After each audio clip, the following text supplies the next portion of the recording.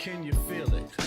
Nothing can save ya, cause this is the season of funky behavior. I came to relax your mind, you can recline. On what? On this here rhyme. I like the style, I'm staying for a while. It helps me show cats that I'm versatile. I'll touch your dial, turn your frown to a smile. I'll make you feel like you're having a child. So relax and open up, child. I'm about to make you walk what? Pimp style or pimped out style. You don't understand the logic. See, if you don't have it all, I'll take a deposit. I got shit for you, it's alright indeed. It's like going to the garden and planting the seed. It might tickle for a second, but it won't bleed. So just relax, just hear a dope track. The vibes is real nice, everything is real fat. You don't have to do work, we do that. It's the type of place where you can wear your hat. Just relax and just hear a dope track. The vibes is real nice, everything is real fat. You don't have to do work, we do that.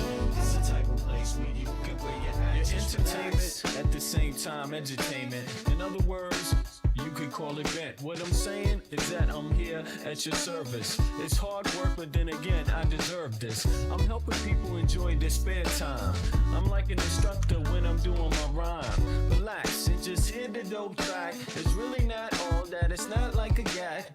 We like that when everything is relaxed and chill. You don't have to get fucked up or take pills. Cause I like being myself, it feels good. Yo, it makes my meals taste good. It makes my meals taste good. It makes my meals taste good. It makes my meals taste good. So just relax. It's your dope track. The vibes is real nice, everything is real bad. You don't have to do work, we do that. It's the type of place where you can wear your hat. Just relax and hear a dope track. The vibes is real nice, everything is real bad. You don't have to do work, we do that.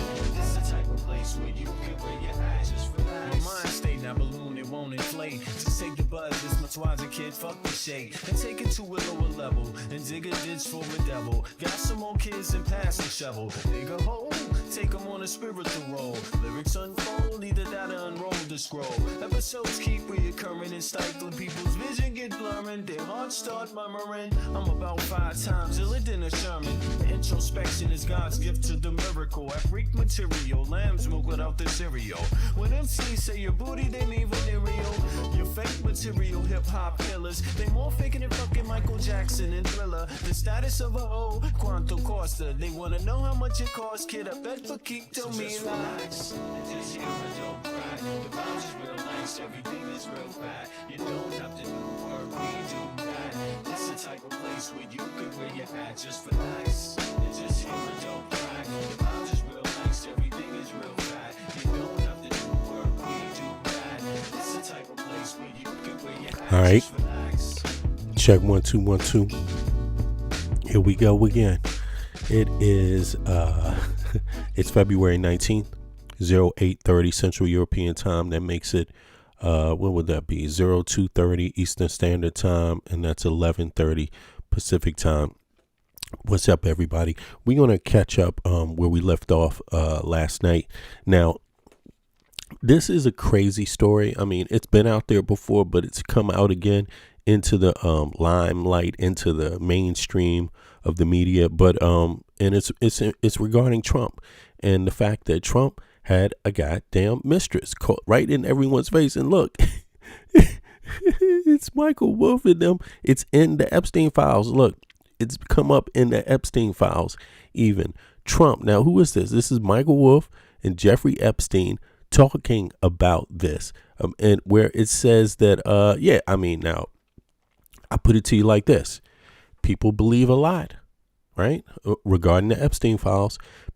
Some people believe certain things, some people believe other things. Some people believe stuff when it's a Democrat, other people believe stuff when it's a Republican.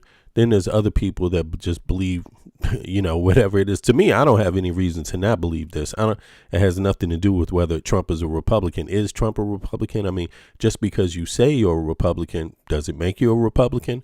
Right. I mean, is that his main identity marker, or is it that he's a slimy bastard that's a billionaire? You tell me. But in any case, This is the email that has gone out, right? Where it says, now let me blow this up. Can I make this any bigger? Hold on, let me see. Can it be bigger here?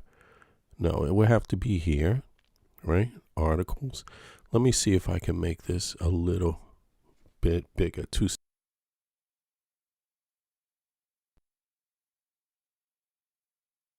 I'm just going to make it a little bigger just to read it, and then I'll scale it back down. But this is from vote in or out, right? Now check this out. Here it is. It's from Michael Wolff to Jeffrey Epstein, right? For your information. This is what I'm not going. This is what I'm not going with. What do you think? In the White House, the president, T equals general surprise, right? Announced that he would not accompany his family to Mar-a-Lago, ever. I guess EV equals R, right?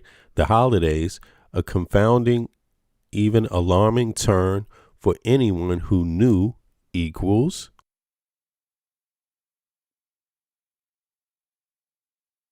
This is a weird way of writing. Okay, knew equals how much he valued a golf and warm weather opportunity over a presidential business.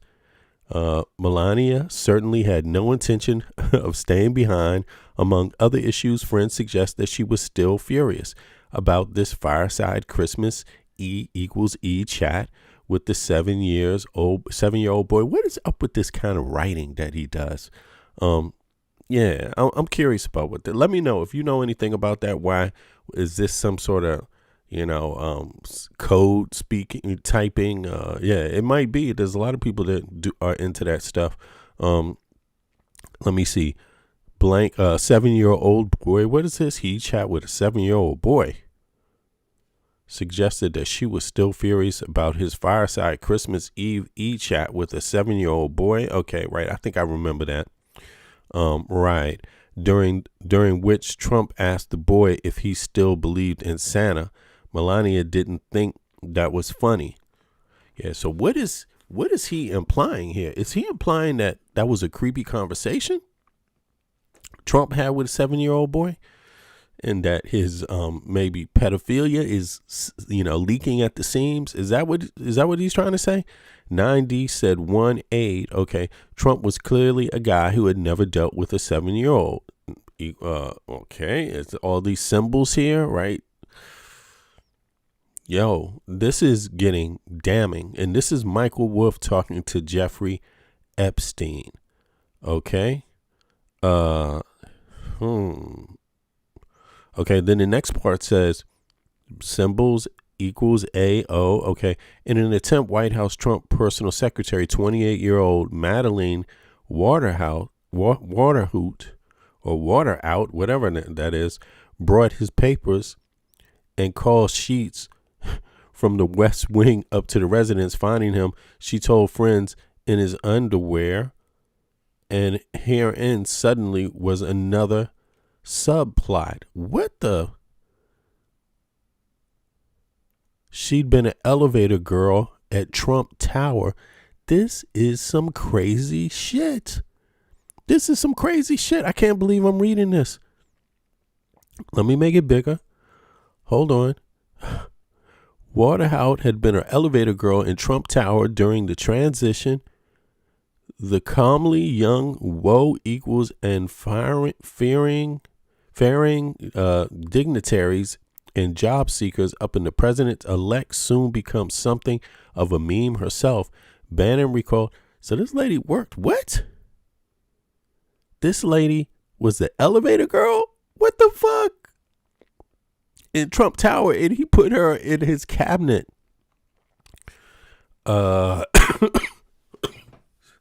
Yo, this is strange, y'all. This is strange. But then again, this is what MAGA is finding out. And think about this. This is Jeffrey Epstein and Michael Wolff having a conversation. This is none of these MAGA people having a conversation. This is their relationship. This is how they talk. This is how Epstein talks about Trump. This is how Michael Wolff talks about Trump. So what you going to believe? Are you going to be selective? Was she the elevator? Was she the elevator girl? This is her again. Let's go back.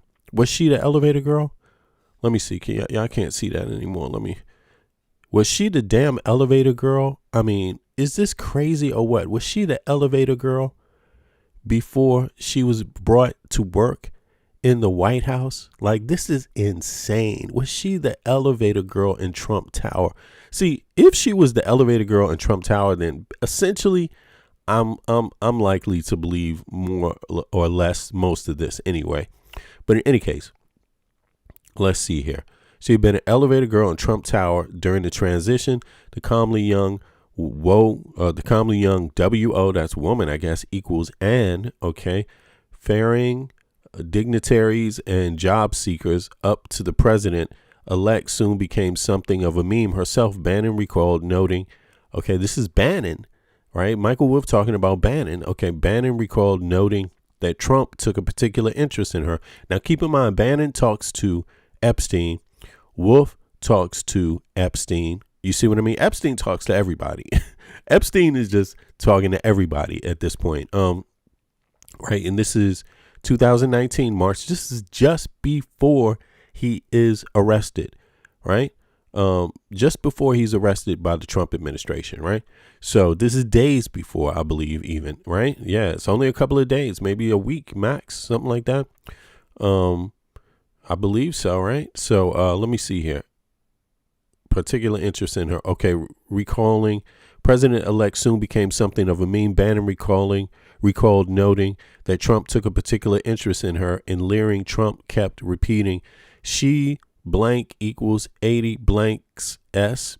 Got a way about her. Oh, I guess that's like she's got an effing way about her or something like that. His signature and creepy stamp of approval for young women equals right. Okay, this must be the way they write to avoid being sued. Something like that, right? I don't know.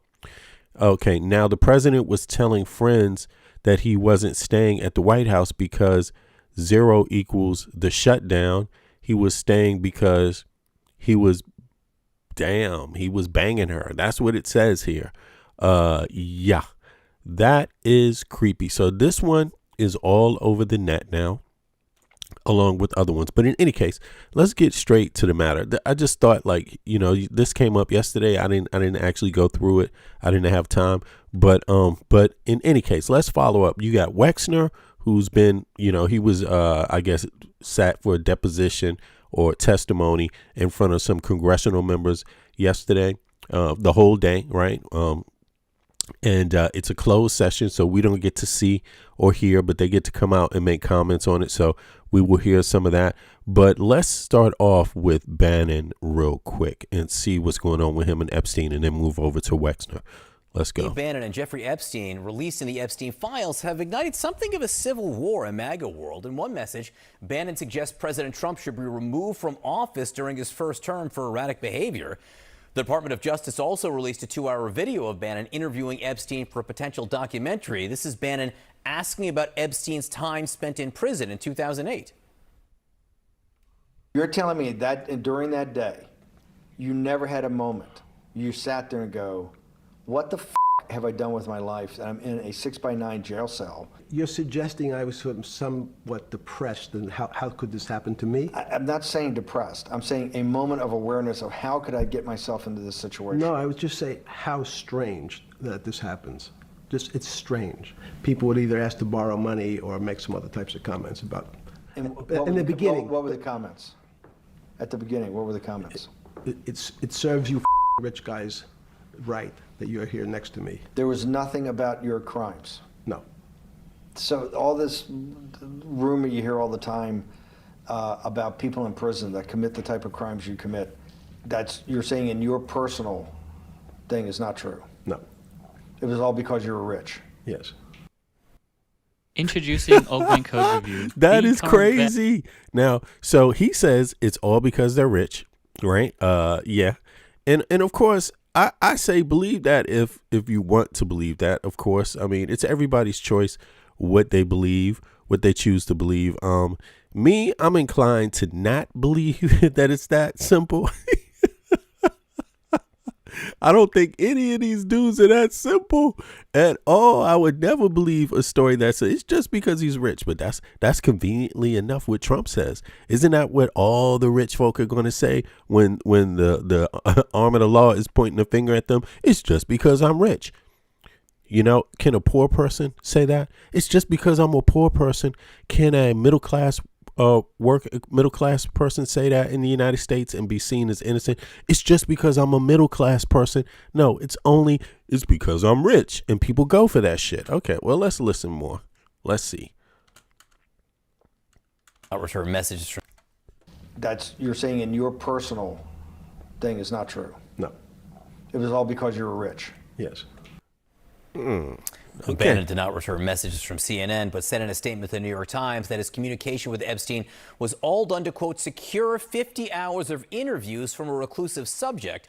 For more on this, I want to bring in David Urban, former Trump campaign advisor and CNN senior political commentator. David, great to see you. You're shaking your head. I want to get to why in just a second. You know, the 25th Amendment reference from the Epstein files has caused some uproar inside the Maga sphere. It's dated December 31st, 2018, and it's a text exchange between Bannon and Epstein. And we should note the context is unclear, but Bannon says, going to blow him up right out of the box. White House has zero plans to punch back. Fort Apache with no cavalry en route. Jeffrey Epstein then says, in No Soldiers in the Fort, he is really borderline, not sure what he may do.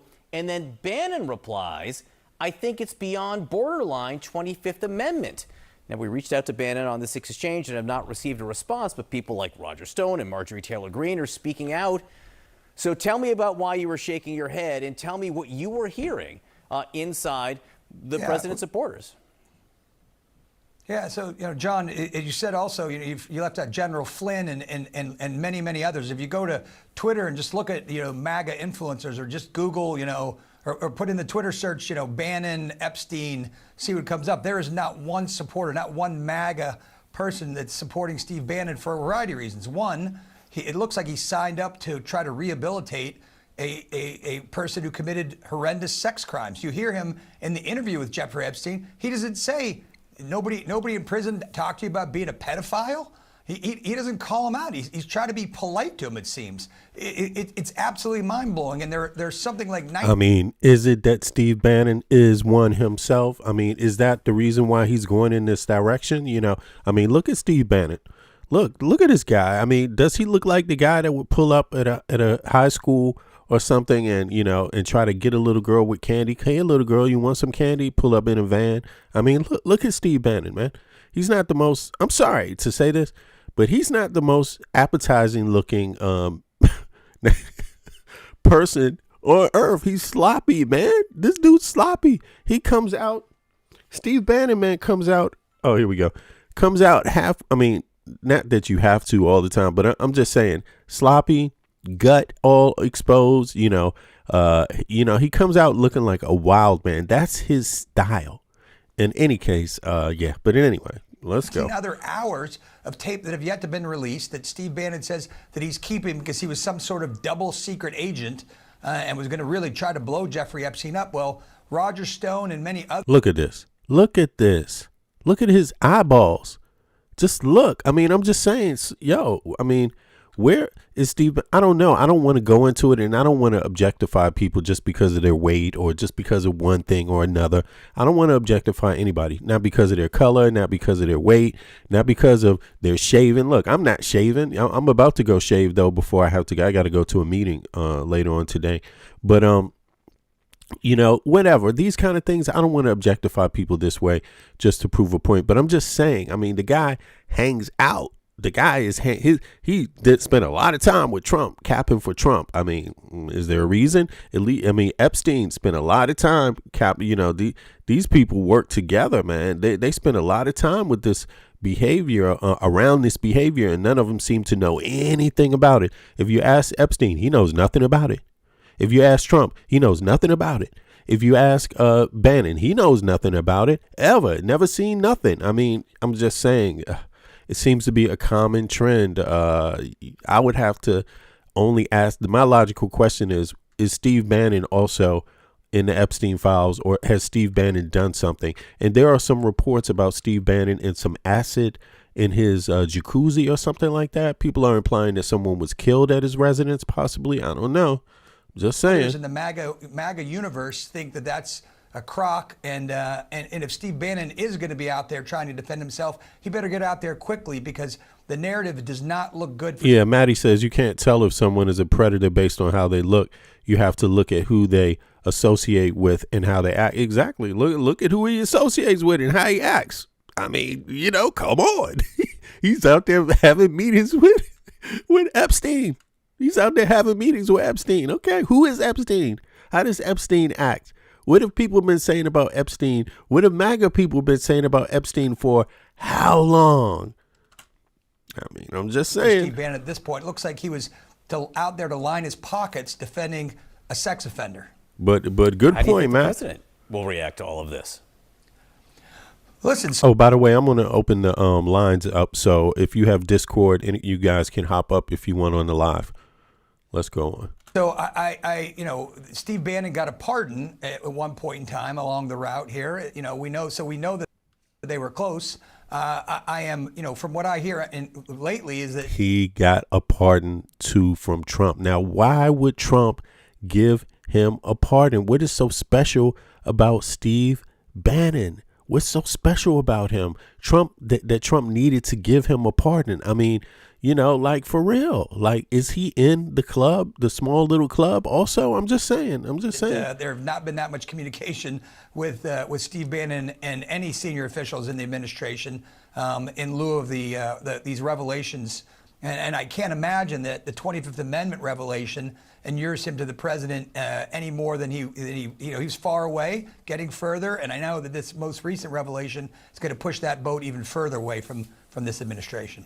Yeah, again, we'll have to see if the president is asked in any detail about this. But that comment about the 25th Amendment was 2018. It's hard to imagine what was going through Bannon's head at that point. David Urban, thank you for explaining the discussion. Is it hard Not to going imagine? away, John. Not going away. Doesn't appear to be. Right. So they say it's hard to know what's going on in his head. Of course, I guess he has to say that since he's a journalist, right? But thank you. Is it that hard to know what's going on in his head? Is it that hard? I mean, how do you break associations that are tight bonds of yours? If you've had tight bonds for 20 years, how do you just break them? You might be able to side with one over the other, but here would be the case where Bannon has close ties with both for many years, and now is trying to figure out, they both have bad reputations. How do I pivot towards one or the other so I can maintain my power? Now, it's obvious that they're all willing to keep each other in the club when they need it. Trump is willing to keep, even though Steve Bannon is doing this, Trump is willing to keep him in the club still after this. And in the flip side, in the other way around, when he tried to distance himself from Epstein, he goes back. He shows you he's willing to go back to Epstein. Trump distances himself from Epstein. MAGA tries to distance himself from Epstein. And then what? Who does what? Bannon goes and does an interview with Epstein. Like, what the hell? So to me, this looks very damning. But in any case, let's go on. A new twist in the Epstein files is playing out as we speak. Les Wexner, the billionaire former owner of Victoria's Secret, is giving congressional testimony, a deposition in Ohio, about his connections to Jeffrey Epstein. Just a short time ago, Wexner told lawmakers, quote, "I was conned, I have done nothing wrong, and I have nothing to hide." Wexner went on to say that Epstein stole hundreds of millions of dollars from his family. The 88-year-old has been connected to Jeffrey Epstein as far back as the 1980s and says he cut off communications with Epstein in 2007. I'm going to go straight to CNN's Kara Scannell. Kara, you've been doing some terrific reporting on Lex Wexner, separate and apart from what's happening in this deposition. What can you tell us? Well, Dan, I mean, the Republicans and the Democrats want to know from Wexner what his relationship was with Jeffrey Epstein, particularly as it relates to the money. And at CNN, we have reviewed the Epstein files and had found records that show that Wexner's attorneys told investigators in 2019 that they believe that Wexner had initially gotten together with Epstein in the 1980s when he was recommended by other sophisticated financiers, and that Epstein had managed his money then until there was that initial state investigation in Florida into Jeffrey Epstein. And it was at that point that Epstein had turned the reins of the business or his personal financials back over to Wexner. And Wexner's lawyers told investigators then that they had, Wexner's wife had then taken over control of the finances and discovered that Epstein had stolen hundreds of millions of dollars from them. That is something that is of interest here. And it was from that point that Wexner said that he cut off ties with him. The lawmakers from the House Oversight Committee who are sitting with Wexner today have said that they want to follow the money because it was the money that gave Epstein the ability to know the rich and powerful and his entree into that whole world. One of the members who actually traveled to Ohio, Representative Robert Garcia, was on CNN this morning, and here's what he said he wanted to learn today. Most important information for us is really about the money. Now I'm going to say this. I'm going to say this because I could see there was a comment in the chat. Somebody says, Charles says, why didn't Biden release a single file? Now, notice this becomes tit for tat. For me, I don't know, Charles. I guess I know for a fact you didn't watch our program yesterday, or the day before, or probably the day before that either. So I can understand a question like that if you've never seen my programming before. But a lot of people don't know this, and but you should follow up on this information. Actually, to be honest with you, it's not the president's job. It's not. The Justice Department is supposed to lock criminals up every hour of the day, every second of the day, regardless of what the fucking president of the United States think. Do you think they're supposed to knock on his door? Excuse me, sir. We heard that somebody's out there trafficking. What do you think? Should we arrest them or not? Are you out of your goddamn mind? That's your job. It implies you're supposed to. Okay, you're supposed to lock them up regardless of what the president. What are you talking about? Somebody coming, if they want to lock my ass up, you think they're going to knock on the door and ask President Biden, should we lock up V Media? Yo, what the fuck? You know what I'm saying? That makes no sense. But there's more to this, Charles, and everybody listening. There's more to this.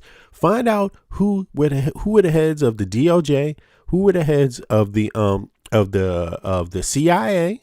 Yeah, that was in communications over a period of time. Find out who were the people, right? Because these people are either appointed by presidents or appointed by the last presidents, or, so there's a lot to be discovered there. But I don't want anybody to think that anyone's innocent. Let's take off the gloves of you're innocent and you're not. Or let's take those gloves off. The right hand is innocent. The left hand is not. The left hand is innocent. The right. Let's just remove those gloves. Let's remove the political party gloves, because that sounds like a political party question you're asking, Charles. Like you're a MAGA supporter. Just drop the MAGA support. Drop the liberal Democratic support. Let's just talk about how this really works in the law. The CIA. They might come to the president with certain information if there's imminent threat, or there's somebody that they're looking for, right, where they need to use the military might, right, or do operations overseas. But as far as this is concerned, nobody at the DOJ has to ask the president. They don't have to ask Trump. They don't have to ask Biden. It's not even their job to ask them what to do. They're supposed to lock people up and prosecute them at all times. So, I think the question we should ask is, why didn't the head of the CIA, why didn't the head of the DOJ do it? I think those are better questions. And why didn't they do it for many years? Why didn't they do it throughout Democrat and Republican terms, right? Why don't we ask that question? That's a question that is more responsible, because it covers a wider array of American citizens that are affected by this. You see what I mean? Why not just say everybody's affected by this? So why didn't the structure work to do its job? Why don't we do that? So in any case, We covered that yesterday. You should look into it. There's something very strange about who these CIA people were talking to. Yeah, it appears some of them knew Epstein before. One of the CIA guys knew Epstein before they became the head of the CIA. That is really, really weird. That's really weird. Money. We know that Wexner was Jeffrey Epstein's single largest benefactor. Wexner, of course, is incredibly wealthy, a billionaire, obviously very well known, not just here in Ohio, but across the country. And when you think about Epstein's wealth, whether it was the plane, the island, the amount of money he had, his homes, much of that came directly from Wexner. And we're not exactly sure why. It's not clear. While Wexner has said that Epstein was a money manager, the amount of wealth, the amount of money that was transferred over is so large that we have significant questions.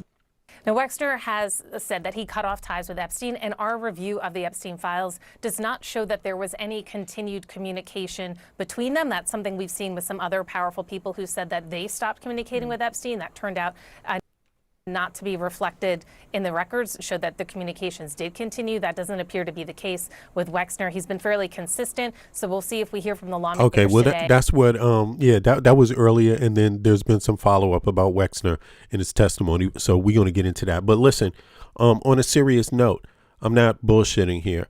It turns out that the DOJ of, I think it was Bush's administration, turned into the CIA, either at some point turned into a CIA head, right? And during Obama's administration. And it turns out that that person was in communication with Epstein before they became CIA head, like straight up. Now, let me just dig this back up for the people that didn't watch yesterday's stream. It was at a different time. So I'm just going to pull this up for you guys. Let me see here. Let me go back here. Boom, boom, boom. Right. Here we go. Deep regret. Hold on. Let me see. Where is this at? 2 seconds. I don't want to get off too far, but human Epstein, U.S. Is it this one? Here we go. The guy's name is Bent, I believe. CIA. Hold on. Let me see. Where the hell was this? White House current. All right, let me just move on. I'm going to find that real quick for people. We went over it yesterday. It's facts what I'm saying. I just want to make sure I get the information exactly to you again. Did you know you could get— Here we go. So we will review that in 2 seconds.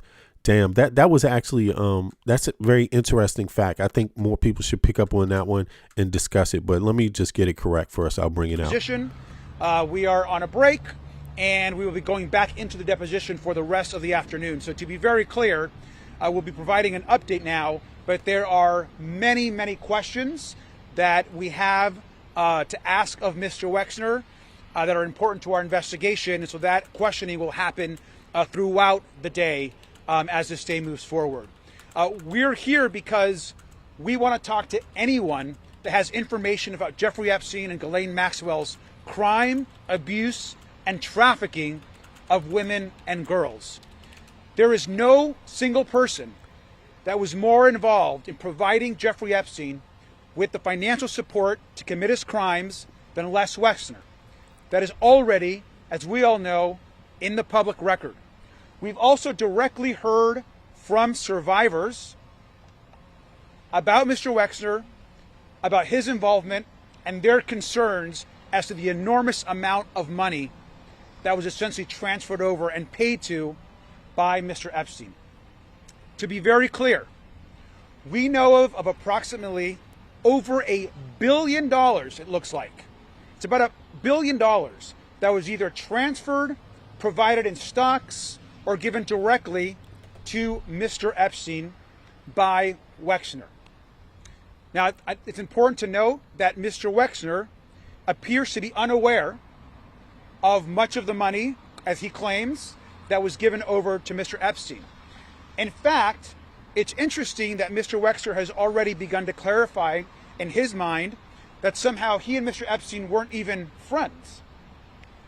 We should be very clear that the two were very close per reporting. They spent a lot of time together. Mr. Wexner admitted that he traveled to both Epstein's island as well as his other properties. Mr. Wexner also admitted that Jeffrey Epstein had access to a lot of Mr. Wexner's wealth. What's up, Tara? And when Tina? asked even simple questions, even as it relates to John? Mr. Epstein being the co-president Eric? of the foundation that established the area that we're in today, Mr. Wexner had little to say. In fact, it's clear that Mr. Wexner is trying to downplay how close Jeffrey Epstein and Mr. Wexner actually were.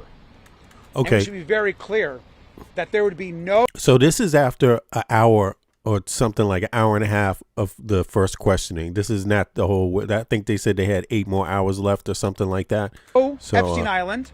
Yeah, and by the way, I did find that information. It is getting juicy, Eric, for real. I did find that information. Listen, y'all, not to split this up so much, but on that little topic of, you know, why didn't Biden say something, or why didn't the other president before that? You have to understand this spans over 4 decades almost, you know, 3.5 decades. So there was different presidents that all these acts spanned over. But if you get past the partisan stuff, stop asking who's a Democrat and who's a Republican. Start asking, what did the heads of the different justice departments do?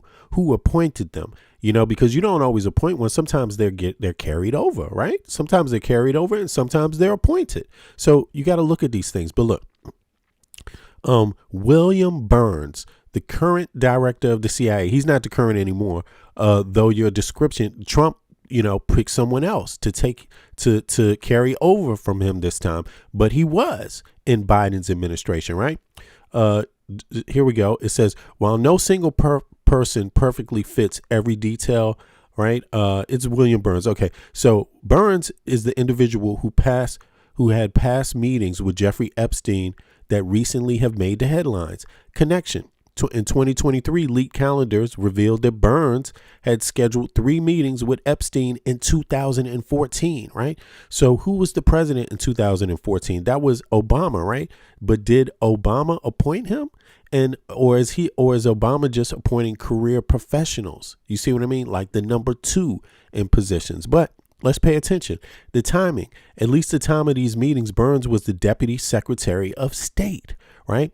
Not the head of the DOJ. He was preparing to leave the government to lead the Carnegie Endowment and International Peace. Yo, this is very interesting, right? You see what I mean? He's going into the private sector now, probably going to get paid a lot of money. That's very familiar, right? So this is what I'm saying. Now, the context, the CIA stated that Burns met Epstein through a mutual friends and viewed him as a financial expert who could provide advice on transitioning to the private sector. They maintained that Burns had no relationship with him beyond these brief encounters. William Barr, former Attorney General, DOJ head, William Barr is often a subject. Okay, so there's other people that had relationships with him. Now, let me see something. One other question before we go back to Wexner real quick. Let me see.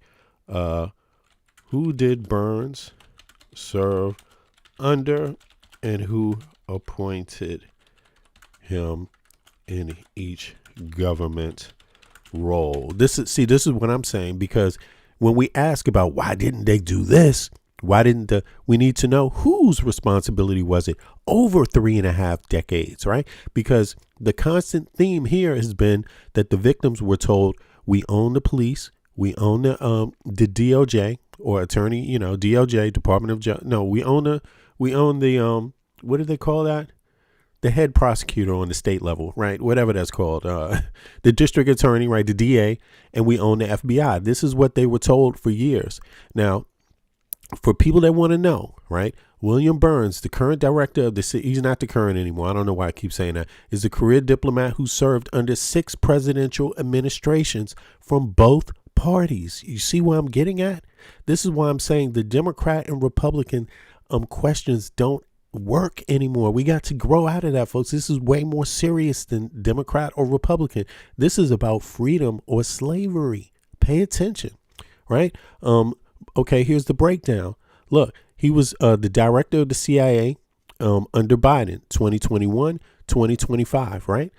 But he started before Biden. Deputy Secretary of State under Barack Obama. Deputy Secretary of State. So, but he's a career professional. So he's like a number 2. So he's one that has already been seen as having qualifications and been there in other capacities. You see what I mean? And in government, you usually are picking people in the line that have, that seem like they've served honorably, right?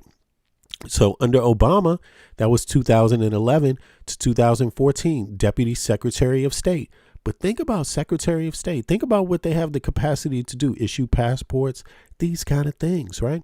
Now, and I'm not implying Obama knew anything about this or Joe Biden or, but let's just pay attention, not to who the president is, but the capacity of the individual in charge, right? And the history of them. Undersecretary for Political Affairs under George Bush, 2008 to 2011. So you see, he was already, and this is when Epstein first had his trouble. In where? Where did he first have his trouble? In Florida. You see what I mean? Now, you got to wonder how Alacosta came out of Florida, giving Epstein a pass and gets to be a cat or an appointee by Trump when he wins his first political campaign, right?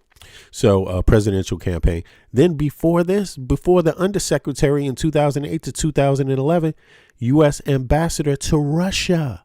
Listen, let me just flip this over so you can see what I'm looking at, y'all. This is crazy. I think people, really, this is somebody that needs to be looked into. The U.S. ambassador, George Bush, 2005 to 2008. Under Russia. Now think about this. You hear about all these ties of Epstein with Russia and Israel. Look, this is after damn 9/11. This is after 9/11. I'm just saying. Anybody know what 9/11 was all about? What are the names that keep coming up between 9/11 and this fiasco? I mean, it's just worth asking. Okay, before 2005, Assistant Secretary for Near Eastern Affairs by George Bush, 2001, 2005. U.S. Ambassador to Jordan. I'm just saying, think about this. Bill Clinton, George W. Bush, 1998 to 2001. So Epstein has spanned over a long period of time. Keep in mind, the Epstein timeline goes back to 85, 84. So trafficking, we're talking about high-level trafficking. High-level trafficking. They were mentioning, according to Sasha Riley, they were talking about Putin when they were trafficking him. The people that were trafficking Sasha Riley were talking about Putin back in 1984, 85. I'm just saying, just pay attention now. Let's just go back now to Les Wexner. And let's not make this political anymore. Of course, different people have different parties, but let's look at the components and their job, because they're supposed to have non-political jobs. Once you get the job, you're not supposed to be political anymore, party politics anymore. You're supposed to do the job only for all American taxpayers, all American citizens, regardless of their party. You're supposed to protect their life. All right. There'd be no Epstein plane. There'd be no money to traffic women and girls. Mr. Epstein would not be the wealthy man he was without the support of Les Wexner. I think it's very important for us to note at this moment. There's a significant amount of questioning that has gone on, but I want to say one other thing and then I'm going to turn it over. We are committed to ending this cover-up. Right now, as we speak, over 50% of the Epstein files have not been released to the public and to the Congress. Donald Trump and Pam Bondi are leading a White House cover-up to protect billionaire, wealthy benefactors. Do me a favor, y'all. Click the like button if you haven't clicked the like button. Subscribe if you haven't subscribed. I appreciate it. Whether it's Mr. Wexner or whether it's anybody else. And that has to end now, which is why we're here and why we're willing to go anywhere and to speak to anyone with information about Jeffrey Epstein's horrific crimes. And so we have a lot of questions for Mr. Wexner, and we look forward to sharing those with all of you as well today. So with that, let me turn this over to Congressman Steve Lynch. Thank you, Robert. Thank you for your leadership. It's important to remember that all the evidence, the documentary evidence that we've received so far, much of it points to this witness and Les Wexner's involvement. As Robert has laid out, the financial wherewithal for Epstein to operate in New York City, to operate in Fries, Florida, what's up, Fries? the Virgin Islands, the ability to travel, and in some cases his own credibility. There was a period there where Epstein was saying that he was closely involved with Wexner's operation, several of Robo, his I see. Victoria's Secret, that he was involved in that process as well. So in a very real way, Les Wexner gave H. Potter. Epstein credibility and gave him Lucky, the I see. ability to commit some of the crimes that he did. One of the witnesses, one of the victims, the survivors, has already indicated that she was assaulted at this facility, at the mansion here, Wexner's home here, that she was refused permission to leave that house until security had cleared that she was kept there for several hours.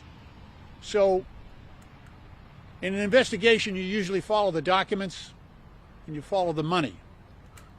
And much of that evidence... You know,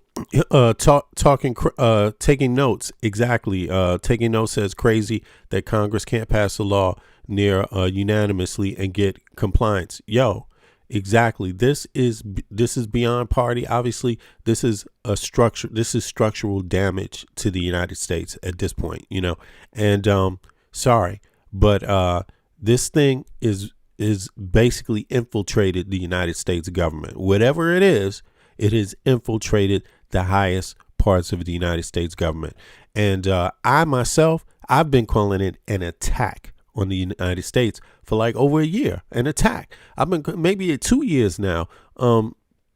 Serious. And as far as I know, the United States military is supposed to protect the country from attacks. Now, this might be an attack that we're not really used to seeing, because a lot of people think that attacks only come with missiles and bombs first. And no, attacks can come with infiltration first. They can, it takes time before they can be exposed. They could be secretive. You see what I mean? Coups, a soft coup, essentially. But a soft coup is still an attack, especially if it has foreign components as part in it, or even major factors in it. So, I think you're right. Why isn't this finished? They can be done at any day of the week. They can impeach Trump any day of the week. They can impeach any person that played a role with Epstein, that had a job with Epstein, that had communications with Epstein. They can impeach anyone that has been accused by a victim. Anyone that lies about any of their connection or withheld information, they can get rid of them. Supreme Court judge, congressional member, Senate, right? White House administrative staff, appointees in government. And that makes you wonder why they don't do that, right? Well, to me, it means obvious. It's because a lot more of these people are in on the scam. That's what it says to me. Right? Because you're either scared shitless by what is going on, or you're sitting back and you're part of the scam at this point. I mean, that's what it seems like to me. Like, it's no accident. This is long overdue, impeaching these people, so that's my opinion. All of that money leads us to this location. So far, and I'm just speaking generally, the more this deposition goes on, the less Wexner knows about his relationship with Jeffrey Epstein. There was a deep trust between these two men. There was a deep friendship there. Not only in a business sense, but Les Wexner gave Epstein the ability to handle his children's and his family's money. So at least that part of it makes it hard to believe Les Wexner's testimony thus far. It may be a question as to whether Les Wexner was involved in the crimes directly, But there is no question in my mind, given the evidence so far, that Les Wexner knew about this and failed to stop it and gave Epstein license and the ability to commit these crimes. And I'll yield. And that is a crime in itself. And anybody else. Something that the Department of Justice has failed to do. We have actually sat down and listened, not once, not twice, but on multiple occasions to the survivors. As you saw last week, AG Bondi wouldn't even turn and look at the survivors, let alone allow her DOJ to do their job, which is to investigate. So here we are as the legislative branch doing our jobs and trying to do oversight. Let me tell you, the survivors have said over and over and over, follow the money. That was the one thing that they told us, as well as their attorneys, follow the money. Well, we're following the money, but I'm going to be perfectly honest with you and tell you that we are running into dead ends at this moment. On yesterday, I was asked about this particular deposition and what I anticipated I would hear. As a trained attorney and litigator, once they told me he wasn't taking the fifth, I thought that the record would be full of I don't remembers. I will tell you that once this record comes out, you will see that you most likely will be left with more questions than answers. It is almost inconceivable to be missing the amounts of money that are missing, and somehow Mr. Wexner have no idea. The other thing that I want you to pay attention to, because again, as a trained litigator, think about some of the themes that we keep hearing. We know that there were supposedly these fraudulent modeling agencies that were set up all over the country, and girls would go in thinking that they were going to get their chance at modeling. Victoria's Secret.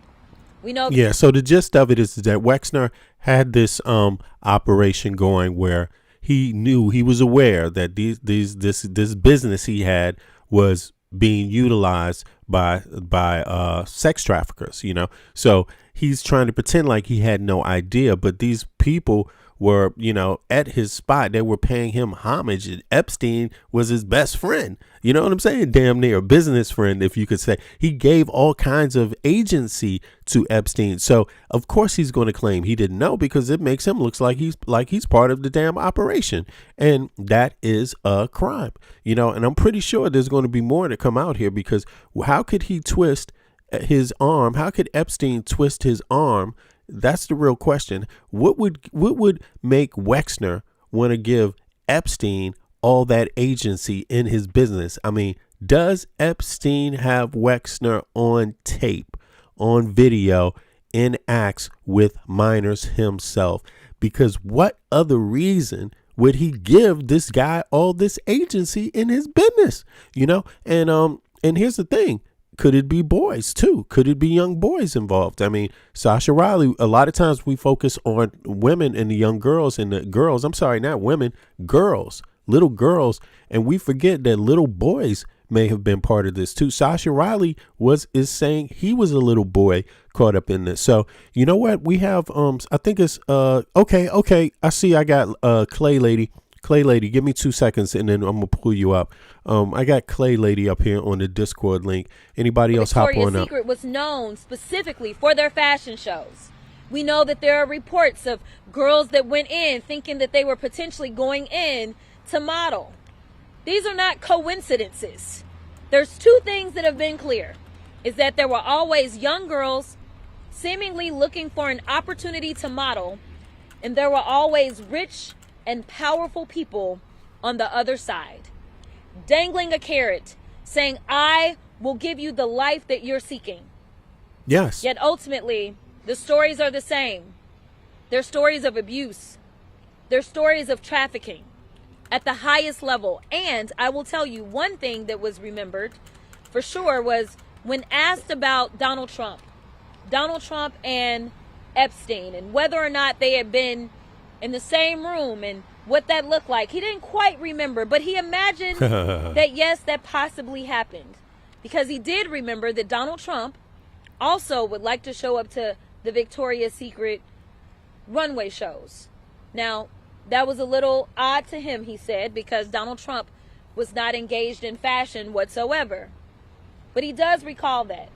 He also said something that I feel like we've heard over and over and over, which is that Epstein liked to drop people's names.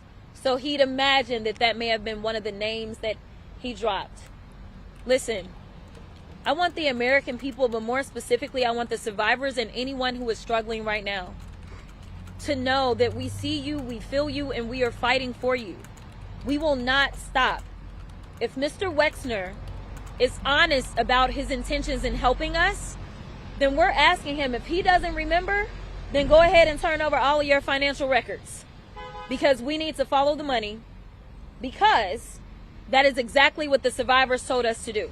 And we know that the Department of Justice is either inadequate or just not interested in doing justice as it relates to this particular scenario. You know, and inadequate or not interested, you know, that's a polite way of saying it. You know, this is dereliction of duty. This is like, you know, is this when they say they don't want to prosecute this Epstein, the people involved with Epstein, they don't want to interview victims, they don't want to, you know, process any of the information that they sit on. They're now said to have 1 million files. Before it was 3 million, you know, 6 million. Before it was nothing. It was less than that. Then it turned out to be 6 million. Now it's 100 million, right? And we have to get to a point where we just say, no, there's a structural failure in the United States of America right now. And that structural failure is harming American citizens' lives. Very simple. And we are paying the bills. These people would not have a job if every taxpayer wasn't taking out of their hard work they do every day and giving them a piece of their hard labor. They wouldn't have a job. Their only job is to work for the American people, and they are not working. They are not working. And maybe you could say, yeah, they're working, but they're working incompetently. Yeah. Or you could say they're intentionally not working. You could say that too, right? I mean, how do we know what they're doing? How can we prove that they're working incompetently? How can we prove that they're even trying to work? How can we prove that this is not a soft coup? How can we prove that they're not, you know, engaged in some other activity that is that goes against the Constitution? How can we prove it? How can we prove that it's not that? So people should be worried, because there should be a very clear distinction. You know, we should always, the American people should always be able to trust the government that they pay taxes to. And the moment we cannot trust, they need to get the fuck out of office and out of power. Like, period. We don't owe these people, any individual, any fucking loyalty. We don't owe Trump a fucking job. We don't owe JD Vance a fucking job. We don't owe Kash Patel a fucking job. We don't owe Pam Bondi a fucking job. We don't owe any of them a fucking job. We didn't sign up for that. This is the Constitution. As soon as you don't do your fucking job, we're supposed to be firing their fucking asses any goddamn day of the week that we fucking want to, because we didn't sign up to have loyalty towards them as fucking individuals. You know, like, seriously, any day of the week, we're supposed to be firing these people. It's called impeachment. And if the Congress and the Senate refuses to impeach these people, we have to understand that is dereliction of duty. That is dereliction of duty. The only reason why we are having these problems right now is because the Congress and the Senate allow these problems right now. It is on their heads. It is on them purely right now. It is only on them. They don't see the country men or women deserving of a better life than what it is right now. Right now, they think this is fucking normal. They think the status quo is fucking livable. They think this kind of shit, Epstein files and doing nothing about it, is just a normal day in the United fucking States of America, where you just come back to work and fiddle around and have your job again from the taxpayers' hard-earned labor. Yeah, this is crazy. Any case, I thought I had Clay coming up. Anybody want to hop up? You can hop up using the Discord app. Let me see here. Boom, there it is.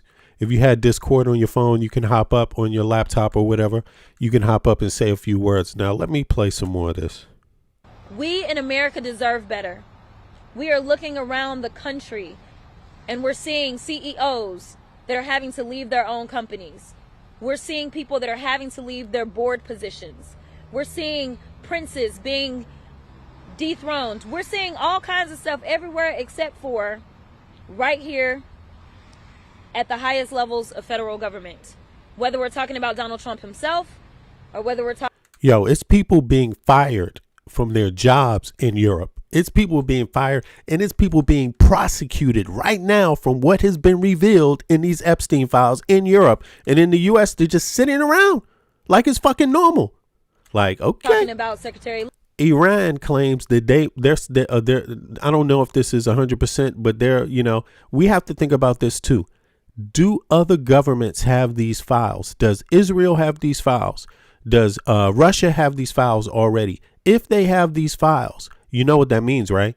That means they can pull the strings on anything inside of the U.S. government right now, anytime they want. Does China have the files?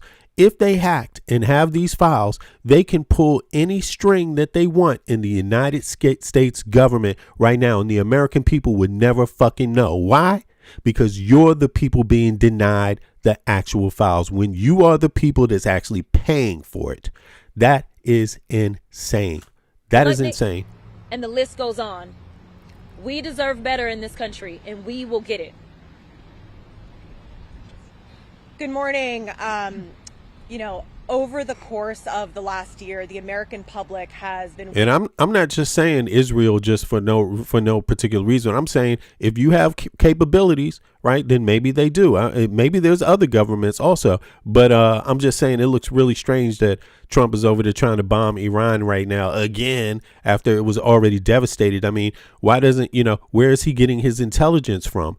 You see what I'm saying? And what is Israel? Come on, Israel. We have been the United States of America and the taxpayers, whether they have been rich or poor, whether they have been Democrat or Republican, have stood by Israel every fucking step of the way. It is time you stand by the American people. It's time your government does. If you know anything about these Epstein files, you need to be spilling the beans right fucking now. And anybody else. Witnessing what I can only call the most egregious cover-up in American history. And today was a critical part of our investigation to try to end this cover-up once and for all. We have met with the victims of Jeffrey Epstein, Ghislaine Maxwell, and the rich and powerful people that helped to perpetuate these crimes. And we have heard over and over from these victims the name of Les Wexner and the importance of following the money. Because the story of Jeffrey Epstein is one that can almost is the plot of a movie that is turned into a nightmare. And the real reason Jeffrey Epstein was able to get away with raping and abusing children, young women, boys, young men for so many years was because of the vast amounts of money that he was able to acquire, and that largely came from Les Wexner here in Ohio. So we're here to ask Les Wexner the critical questions, and it's been very interesting to see the types of responses that he's giving and his demeanor throughout the interview. He claims to want to provide information and to be helpful in the investigation, but then quickly follows up by saying that he does not recall details around a relationship with somebody that he had for decades. Les Wexner handed his power of attorney to Jeffrey Epstein. He allowed Jeffrey Epstein to live in his homes, to have hundreds of millions of his dollars, to use his yachts and his planes. This was obviously a very, very close relationship, and so far what we have seen is a denial of that relationship. Another important theme that has come up today is that Les Wexner is actually tied to other sex traffic sex trafficking and child abuse scandals here in Ohio, around the country. Yes. There are reports of payments that were made to a gynecologist at Ohio State University, and that money went through Jeffrey Epstein but came from Les Wexner. Now, look, I'm not talking about, I see somebody, someone saying the people in Iran trying to stand up. Yeah, but I'm not, my comment has nothing to do with that. People in Iran are always trying to stand up. We get that. And they're trying to stand up throughout different presidencies and throughout different administrations. We get that. That's not an issue. That's been going on for our entire lifetime. Yes, my damn doctor is an Iranian over here. You know what I'm saying? And he's a wonderful doctor. Now, that's not the issue. The issue is intelligence agencies. And I mentioned Israel also. The issue is intelligence agencies. If they have intelligence on these Epstein files, that means they need to be releasing this to the American people, because we have been backing you up the entire time for our whole fucking lives. Right now, the American people are in trouble. So we want to know who our goddamn allies are. And if you have any intelligence on the Epstein files, you need to be helping the American people know what that intelligence is and be spilling it right now, because tomorrow will be another day. Tomorrow will be another day. And those that do not stand with the American people right now and outing this shit in these files, okay, we're gonna see how committed the American people are gonna be to your ass tomorrow. That's what we're gonna fucking find out. And he has been asked. That's all I'm saying. It's nothing against Israel, nothing against. I don't have any beef between any of them. Everybody want to survive. I support Palestinians too. But listen, Palestinians don't have a big intelligence operation. You know what I'm saying? So we can't expect that they can really spill the beans on the Epstein files. But Israel, one of their damn presidents or prime ministers is in the Epstein files. This is what we're talking about. Epstein has been communicating with the Israeli intelligence. He's been communicating with Russian intelligence. No, seriously. This shit is going to come to an end at some point, and we're going to need to know who are the American people's allies, not some political figure's ally, not one person's ally. We don't give a fuck who Trump's ally is. If you're not standing with the people of the United States of America, you don't deserve one fucking penny of our tax dollars. If you don't stand for our freedom in our own fucking country, you don't deserve one penny of our tax dollars ever again. Period. With no real That's all response, I'm saying. No recollection. And again, as my colleagues have said, I don't think it is feasible or understandable or conceivable that any individual would not have an understanding of millions, if not hundreds of millions of dollars of their own money and can't answer to those questions.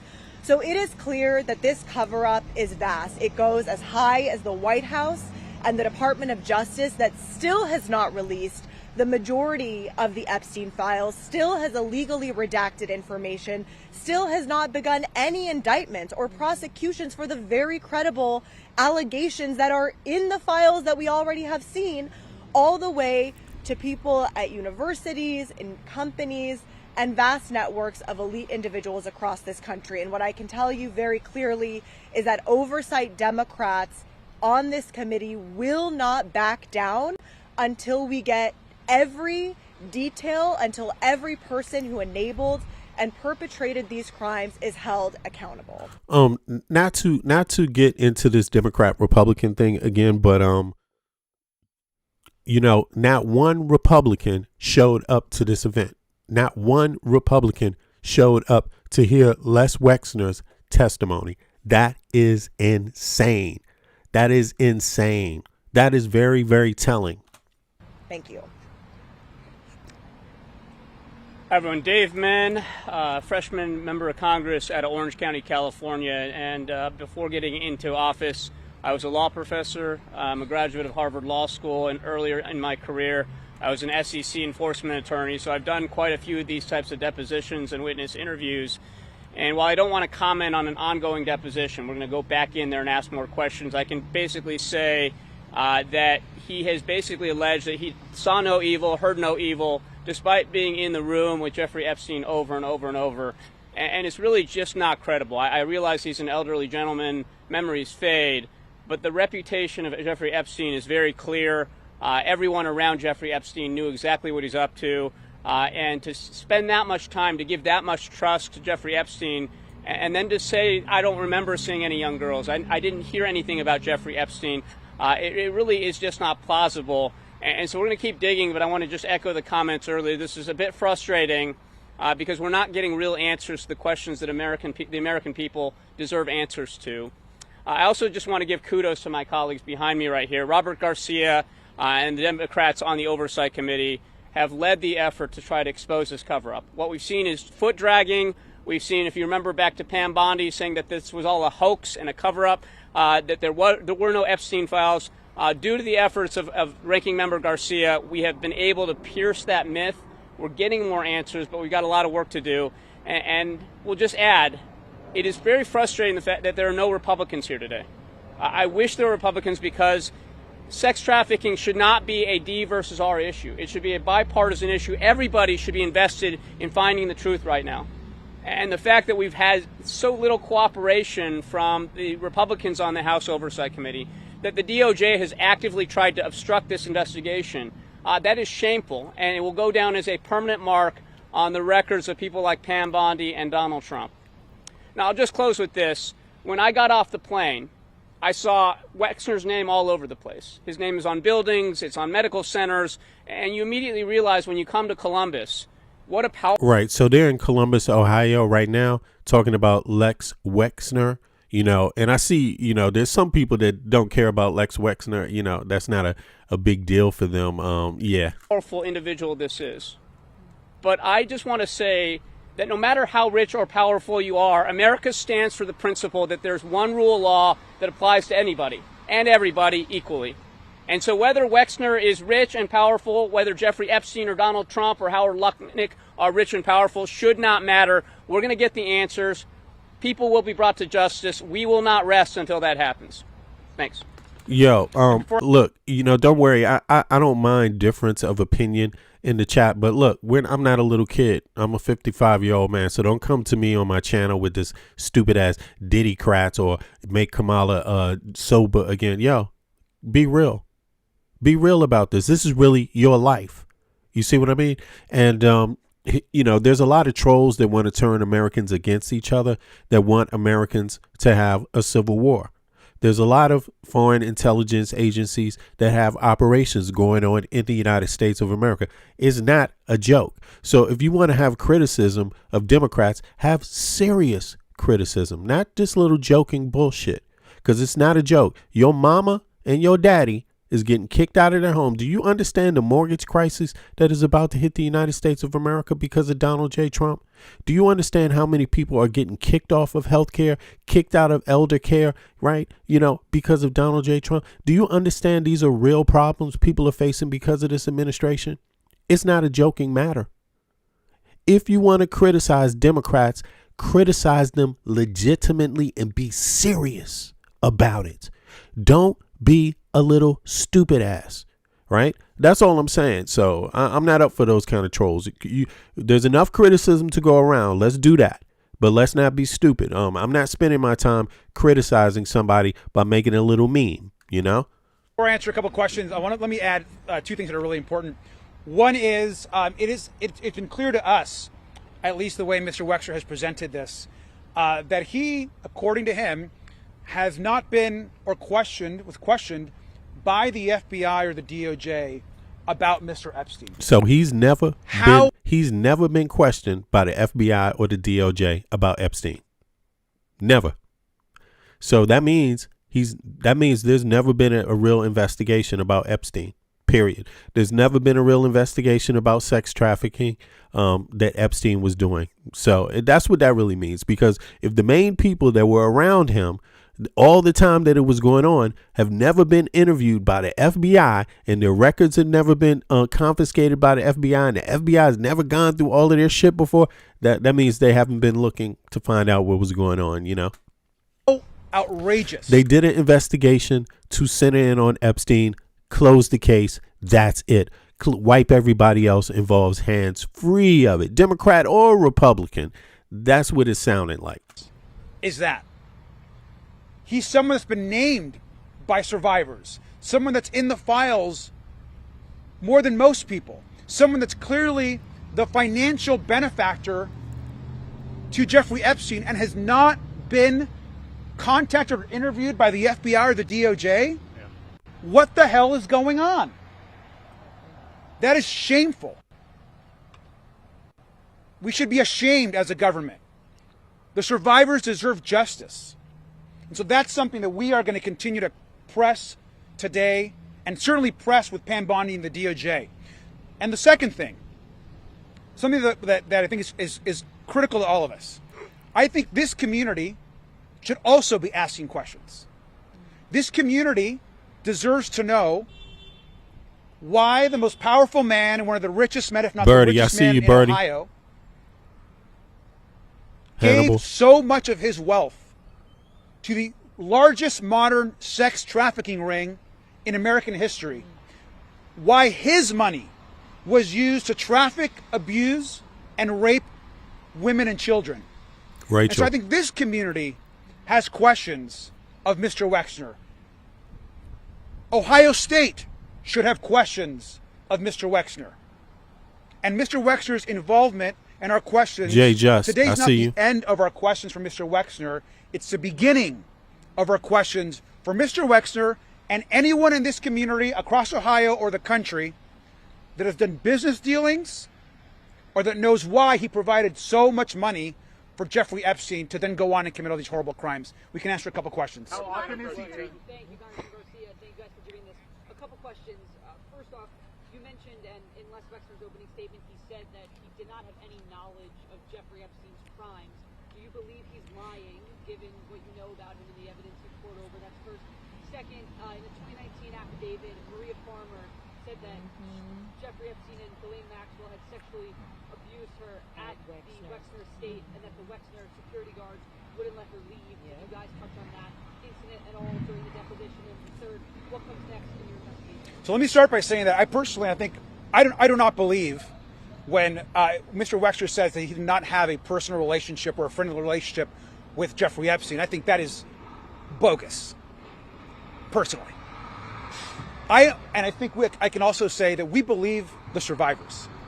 And I Appreciate think you, the Rochelle. Farmer testimony is critical. And what happened to not just Maria, but to Annie and the Farmer women was horrific. And this idea that she gave such a description of what happened to her, and somehow we should just dismiss that as a lie or untrue, I think is outrageous. There's no question in my mind that there was a relationship and that Mr. Wexner is very aware and likely aware of what was going on. Representative Garcia. There have been questions that have been asked about the Farmer incident, and that will continue in the afternoon. Yes. Tom Bosco with the ABC affiliate here in Columbus. Can you give us a little more of the flavor of the questioning? Is he combative with the questions? Is there a lot of conferring with attorneys before he answers? And you said he has not pleaded the Fifth or taken the Fifth Amendment? He's not pleaded the Fifth. I think that he's answering some questions. He's saying that he doesn't remember, and other questions. See no evil, hear no evil. Exactly. He's claiming that there's basically was no friendship with Jeffrey Epstein or no real strong relationship, which we know by reporting that's just not true.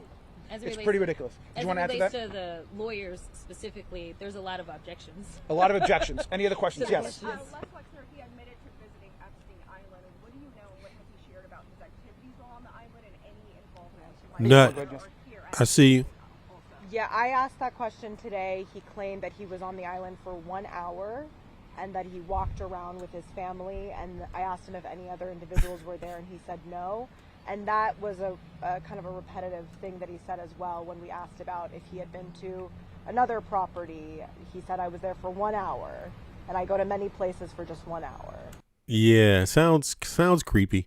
And he said his family members weren't with him. But look, I mean, is it really any doubt in anybody's mind what's up with Lex Wexner? I mean, really, of course, is there proof? Can you prove it? No, but I don't need to prove it really either. You can't disprove it. I mean, the dude looks like he was down with exploiting kids. That's what it looks like to me. So I don't have to prove it for it to look like that. You know what I mean? It looks like that anyway. There's proof. There's things that lead you to that. That can lead you down that line of thinking, just like it did me. Like the fact that he's tied to the hip to Epstein. The dude had a modeling agency. And if you want to be a predator of little kids, having a modeling agency is a great way to do it, by the way. You know what I'm saying? To have a clothing line, what is it, Victoria's Secret or something like, that's a wonderful way, because then you can just pull in all the models you need, men, women, whatever, minors, whoever. And I'm quite sure this is not the first time you've heard about people doing these things, exploiting the models. It's not the first time. So it's not a leap in thinking, Lex Wexner, he might have been the OG of all of this shit. You never know. I mean, he might have created the damn the blueprint for pedophiles. You never know. But in any case, it's not just about him. Right. It's not just about him. It's about understanding how they do business, because real cartels, they have different components that work together. Some of the executive branch that just handle money, others or handle infrastructure, or different parts of the infrastructure. You see. So, I mean, he may have made a deal. Who knows what under the handed deals went on between Epstein and Lex Wexner. Right. That's his name? Damn. But in any case, I have no reason to believe he didn't commit crimes and he wasn't fully aware of it, but they need to get more people out here. He denied everything. Not everything. And quite frankly, it would have been nice to have seen more remorse. Damn. Somebody, Marcus said, when I worked at the mall in Columbus, Wexner used to go into Victoria's Secrets and sniff the underwear, the panties of all the staff. Knew he was a fucking weirdo. I mean, I'm just saying, you know what I mean? Like, and then somebody will probably come up and be like, is that illegal? Is that illegal? So why are you messing with Lex Wexner? Is that illegal? I mean, yeah, okay. I believe it. He's also been missing Wexner. Do me a favor, click the like button if you haven't clicked the like button. It helps more people get into the stream and see the video later too as well. Appreciate that. Please share. Can you describe his demeanor, how he is? He's an elderly gentleman, of course, but Do you want to add that? Pretty sure. Well, I think he's lucid. I think he's certainly capable of answering these questions. There's no deterioration in his mental faculties. I mean, keep in mind, if people don't like Lex Wexner's old ass being dragged out here, then why don't they just release the files? Just release the files to the public. Just release the files. Why lie about it? Why do all the delaying? Why lie? They basically lied. They've been either incompetent or purposely lying about it, everything that's going on. They started off with there's only this amount of files. Now we find out there's not even just 6 million files. It's 100 million files, so and they still haven't released them. They still haven't followed the law. President Trump, by the way, the only reason why he pretty much signed it seems, why he signed that law, the Epstein thing files, so they could be released, is because he didn't have a choice. It was veto proof. It had the supermajority of both houses, so he couldn't say no. You see what I mean? That's not in the law. If you have a supermajority, it can't be vetoed. See, and that's something people need to look into regarding the law. Don't just go for the hype and be like, Trump's the one who signed it. That means he's innocent. He wanted to be released. No, that's not how it works. You know what I'm saying? He would look like a damn fool. He would look guilty if he didn't sign it. That's what's going on, He's a competent witness. He's just not telling the truth. Why here in Ohio versus here in D.C.? Deposition locations are decided by the majority party, and that was decided to have it here. Will this deposition even matter if Pam Bondi and the DOJ are not taking this as a main focus? Look, I think that we have, my first answer is yes. This deposition absolutely does matter, and it's important to get. Remember, Mr. Wexner is under oath to tell the truth. So every single answer that he gives is a broader part of our investigation. This is just the beginning of our work with in trying to get the truth on Mr. Wexner, and so that it absolutely matters. All right, so I'm going to put a very simple poll in, and that is, do you believe Wexner is innocent? How about that? Very simple. Yes and no. Right? Very simple. And then people can decide from there in the chat. Listen, if you haven't been to my channel before, subscribe.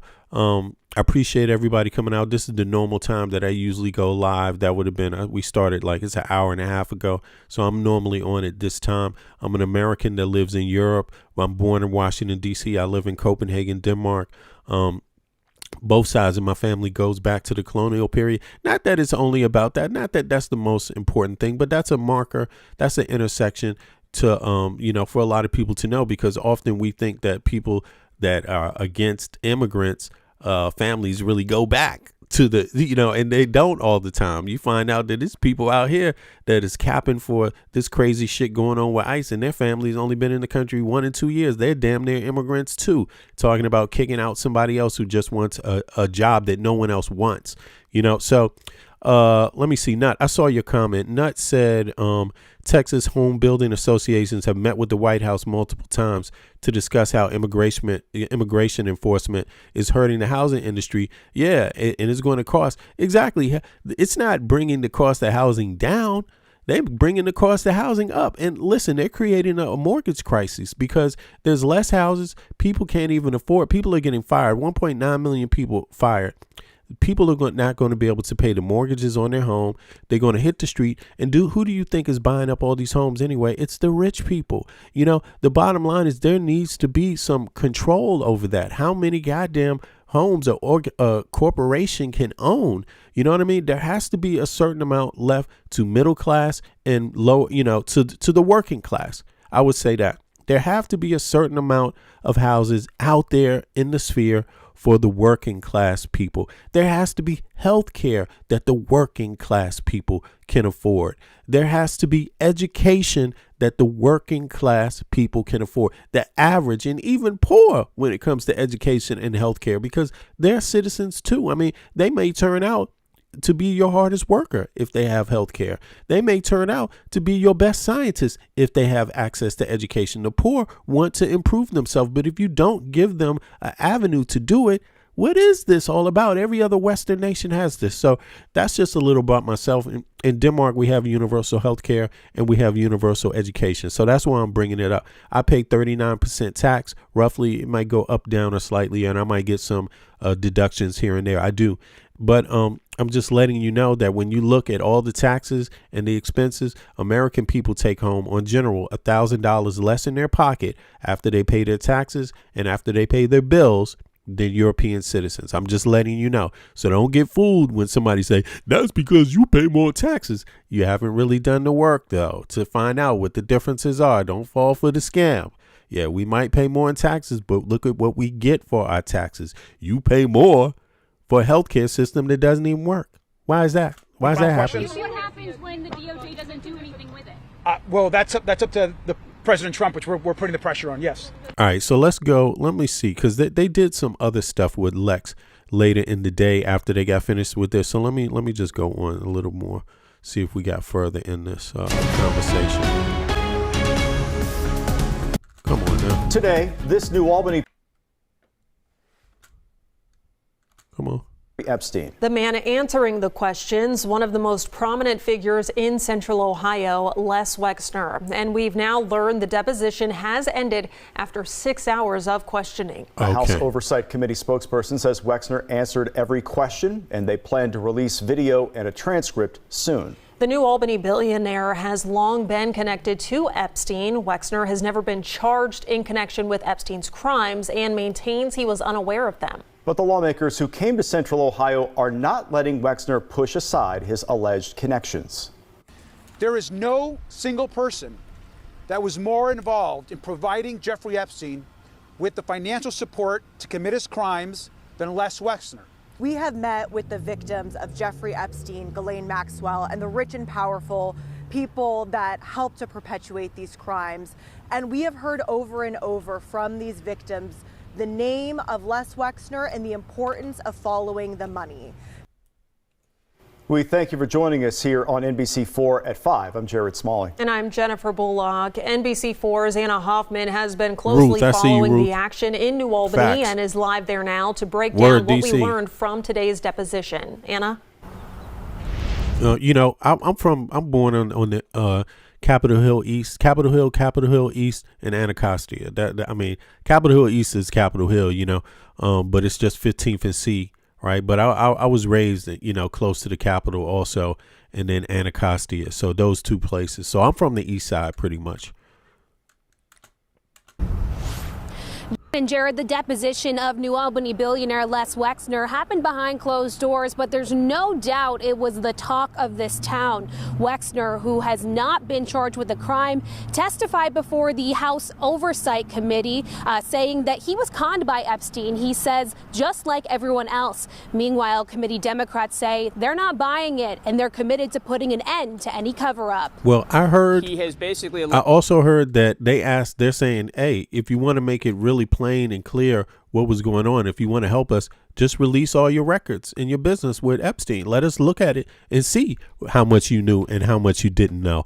And yeah, we will find out if Les Wexner voluntarily does that. Alleged that he saw no evil, heard no evil, despite being in the room with Jeffrey Epstein over and over. Yeah, how and you gonna be over. conned with And children? it's really just not credible. Wednesday, all eyes are on this New Albany mansion, the home of Ohio billionaire Les Wexner. This is where some Democratic members of the Congressional Oversight Committee questioned Wexner for hours as a part of their investigation into convicted sex offender Jeffrey Epstein. In fact, it's clear that Mr. Wexner is trying to downplay how close Jeffrey Epstein and Mr. Wexner actually were. Wexner and Epstein were known to have a close business relationship and friendship until Wexner says he cut ties in 2007. Oversight Democrats revealed in a press conference they are aware of about $1 billion provided to Epstein from Wexner. It's important to remember that $1 billion. all the evidence, the documentary evidence. Not one Republican. Exactly. Eve, is that IB or is that LB? Okay, think stuff more. Yo, not one Republican showed up to this. That is very telling. And of course, even if there was one, that doesn't matter. There should be more. There should be more. You see what I mean? I mean, it shouldn't even be, you know, one showing up doesn't mean much. There should be more, you know, but not even one. Because if there's only one Republican that gives a damn about this, they ain't going to be able to show up to everything. But if there's a large amount of Republicans that care, there will always be one or two present. Evidence that we've received so far, much of it points to this witness and Les Wexner's involvement. NBC4 obtained a copy of the prepared testimony Wexner gave to the committee. In it, it says, quote, "I was naive, foolish, and gullible to put any trust in Jeffrey Epstein. He was a con man, and while I was conned, I have done nothing wrong and have nothing to hide." Les Wexner handed his power of attorney to Jeffrey Epstein.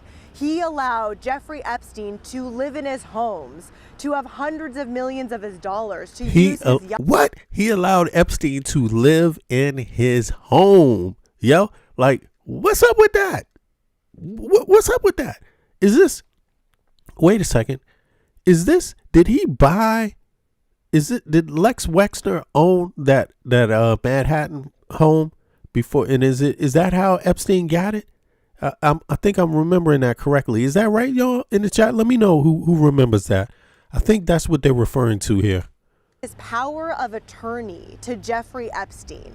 He allowed Jeffrey Epstein to live in his homes, Okay, to have Ruth. hundreds of millions of his dollars. Yeah, so he was very intimate with on at least in all these other capacities with Epstein. And come on, we got Lutnick, who said Epstein was the most prolific blackmailer in the U.S. And so how are we supposed to believe that he didn't blackmail Wexner too? How are we supposed to believe that? I mean, you know, I'm sorry, but there's just too many red lines leading to the same place, you know? All the roads lead back to Epstein. To use and his trafficking. yachts and his planes. This was obviously a very, very close relationship. A person close to this investigation told NBC4 Wexner testified he visited Epstein Island once for an hour on Epstein's request. He testified he did not see any prominent figures there. That person also told NBC4 that Wexner testified Epstein never presented him with women for his sexual entertainment. And Wexner's prepared Okay, I see you, big girl. Listen, just try to, that's the only link I got. So let me put the link back in. I think you got to make sure Discord is on your phone. This is a Discord link. So try to get Discord on your phone or on your laptop, whichever you're using, and then try to come in. Testimony, he said, quote, I want to acknowledge the survivors of Epstein's terrible crimes and the devastation that each of them has endured as a result. The pain he inflicted upon them is unfathomable to me. My heart goes out to each of them. It may be a question as to whether Les Wexner was involved in the crimes directly, but there is no question in my mind, given the evidence so far, that Les Wexner knew about this and failed to stop it and gave Epstein license and the ability to commit these crimes. If you feel you're not getting the answers Go ahead, Justin. today, what should we expect next from you guys? I think what's next is we may have additional questions. Yeah. We have more people to speak to, folks that are involved with Mr. Wexner and that have done business with him. Will you ask for the finance records that was mentioned? Absolutely, we're asking for those. But wait a second. I wanted to see what they said afterwards. Let me see something here. Why did they not? Let me see. House Lex Wexner. Why is it that they didn't speak afterwards? They spoke afterwards. So either I don't have that clip, or matter of fact, let me go back. I'm gonna find the clip in another way. It must be here. Right, it's got to be here. So let me just go back here and continue with what I was doing. I don't know if they actually spoke afterwards, but I'm pretty sure that they did. That wouldn't make any sense. But let me see. Let me just continue down here. There may be some. Okay. This must be MSN. Yeah, let's see what I can MSN turn your has. wildest ideas into a song. Stop. Yeah, let's see here. They must have something there on the reaction after this. Let's see here. Here we go. Is this out My name is Robert Garcia. I am the... Wait, is this not the end? No, come on. What is this? Jeffrey Epstein. How can it be? This can't be the same. Let me see. Deposition on Epstein files. Okay, hold on. Money. Follow the money. Okay. Let me try this one. Maybe. Okay, hold on. Who is this? Midas Touch here? Oh no, this is Jasmine Crockett. So let's see. We've done something that the Department of Justice has failed to do. We have actually sat down and listened, not once, not twice, but on multiple occasions. You know what it is? It must be the same location, the exact same location. So it's hard to know which clips are early and which clips are after, but maybe this one is the after one. To the survivors. As you saw last week, AG Bondi wouldn't even turn and look at the survivors, let alone allow her DOJ to do their job, which is to investigate. So here we are as the legislative branch doing our jobs and trying to do oversight. Let me tell you. Oh, you taking notes. You said, did she say Wexner visited the ranch? Hold on, I'm gonna find that out. That's probably true. What's up, Tay? The survivors have said over and over and over, follow the money. How to live. That was the one thing that they told us, as well as their attorneys. Follow the money. Well, we're following the money, but I'm gonna be perfectly honest with you and tell you that we are running into dead ends at this moment. On yesterday, I was asked about this particular deposition and what I anticipated I would hear. As a trained attorney and litigator, once they told me he wasn't taking the fifth, I thought that the record would be full of I don't remembers. I will tell you that once this record comes out, you will see that you most likely will be left with more questions than answers. It is okay. So here's the data. It says here that based on information available, okay, in February 18th, right? That was just yesterday, right? Obviously, 2026 testimony before the U.S. House panel. Here, let me turn the sound up a little. Before the U.S. House panel, Lex Wexner stated that he visited Jeffrey Epstein's private island in the Caribbean once for a few hours with his family while on a cruise. Regarding the Zorro Ranch in New Mexico, the property was purchased by Epstein in 1993 and was sold by his estate in 2023 to the family of Don Huffins. Okay. While recent investigations by the Truth Commission in New Mexico have identified high-profile visitors to the ranch, such as former Governor Bill Richardson, there was no specific mention in the current records of Les. Oh, it's Les Wexner. I'm sorry, I've been saying Lex.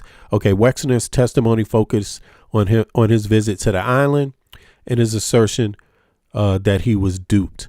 Okay, so I'm just curious how they come to these findings. Like, in my mind, I would be asking a person about any property. Have you visited any property owned by Epstein or controlled or operated by Epstein? That's what I would be asking. I wouldn't ask him, have you visited the island? Have you been in his New York mansion? I wouldn't ask questions like that until later. The first thing I would ask is have you visited any businesses, properties, owned or controlled by Epstein? And if so, which ones were there?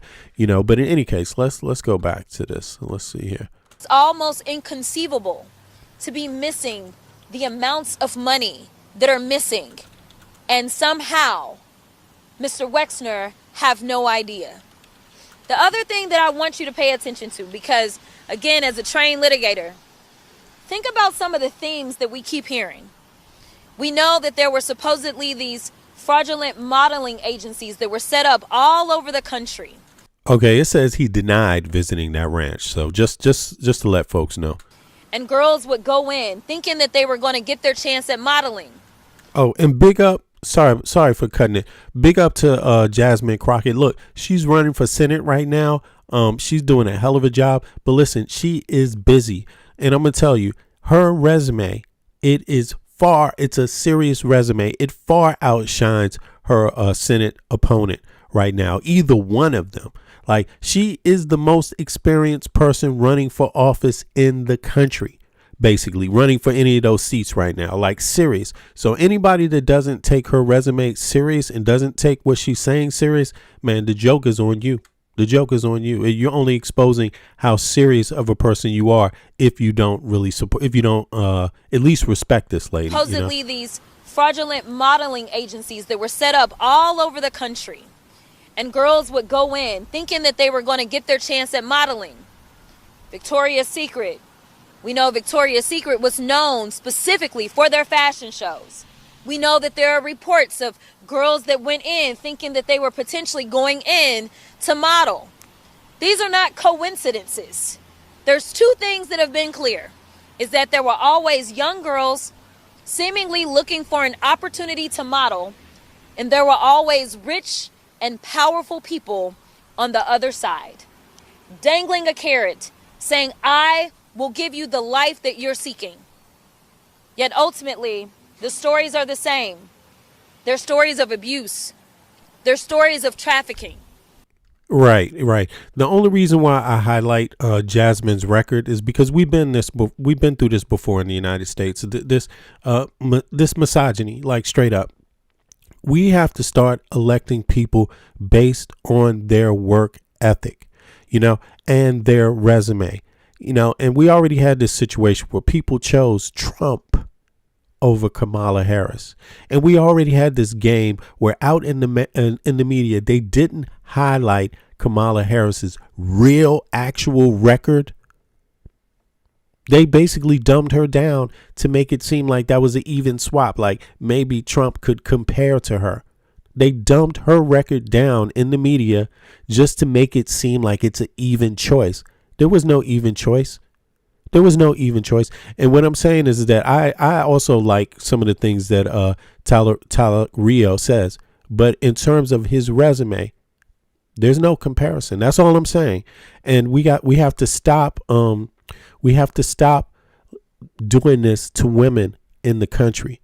Like, we have to be fair.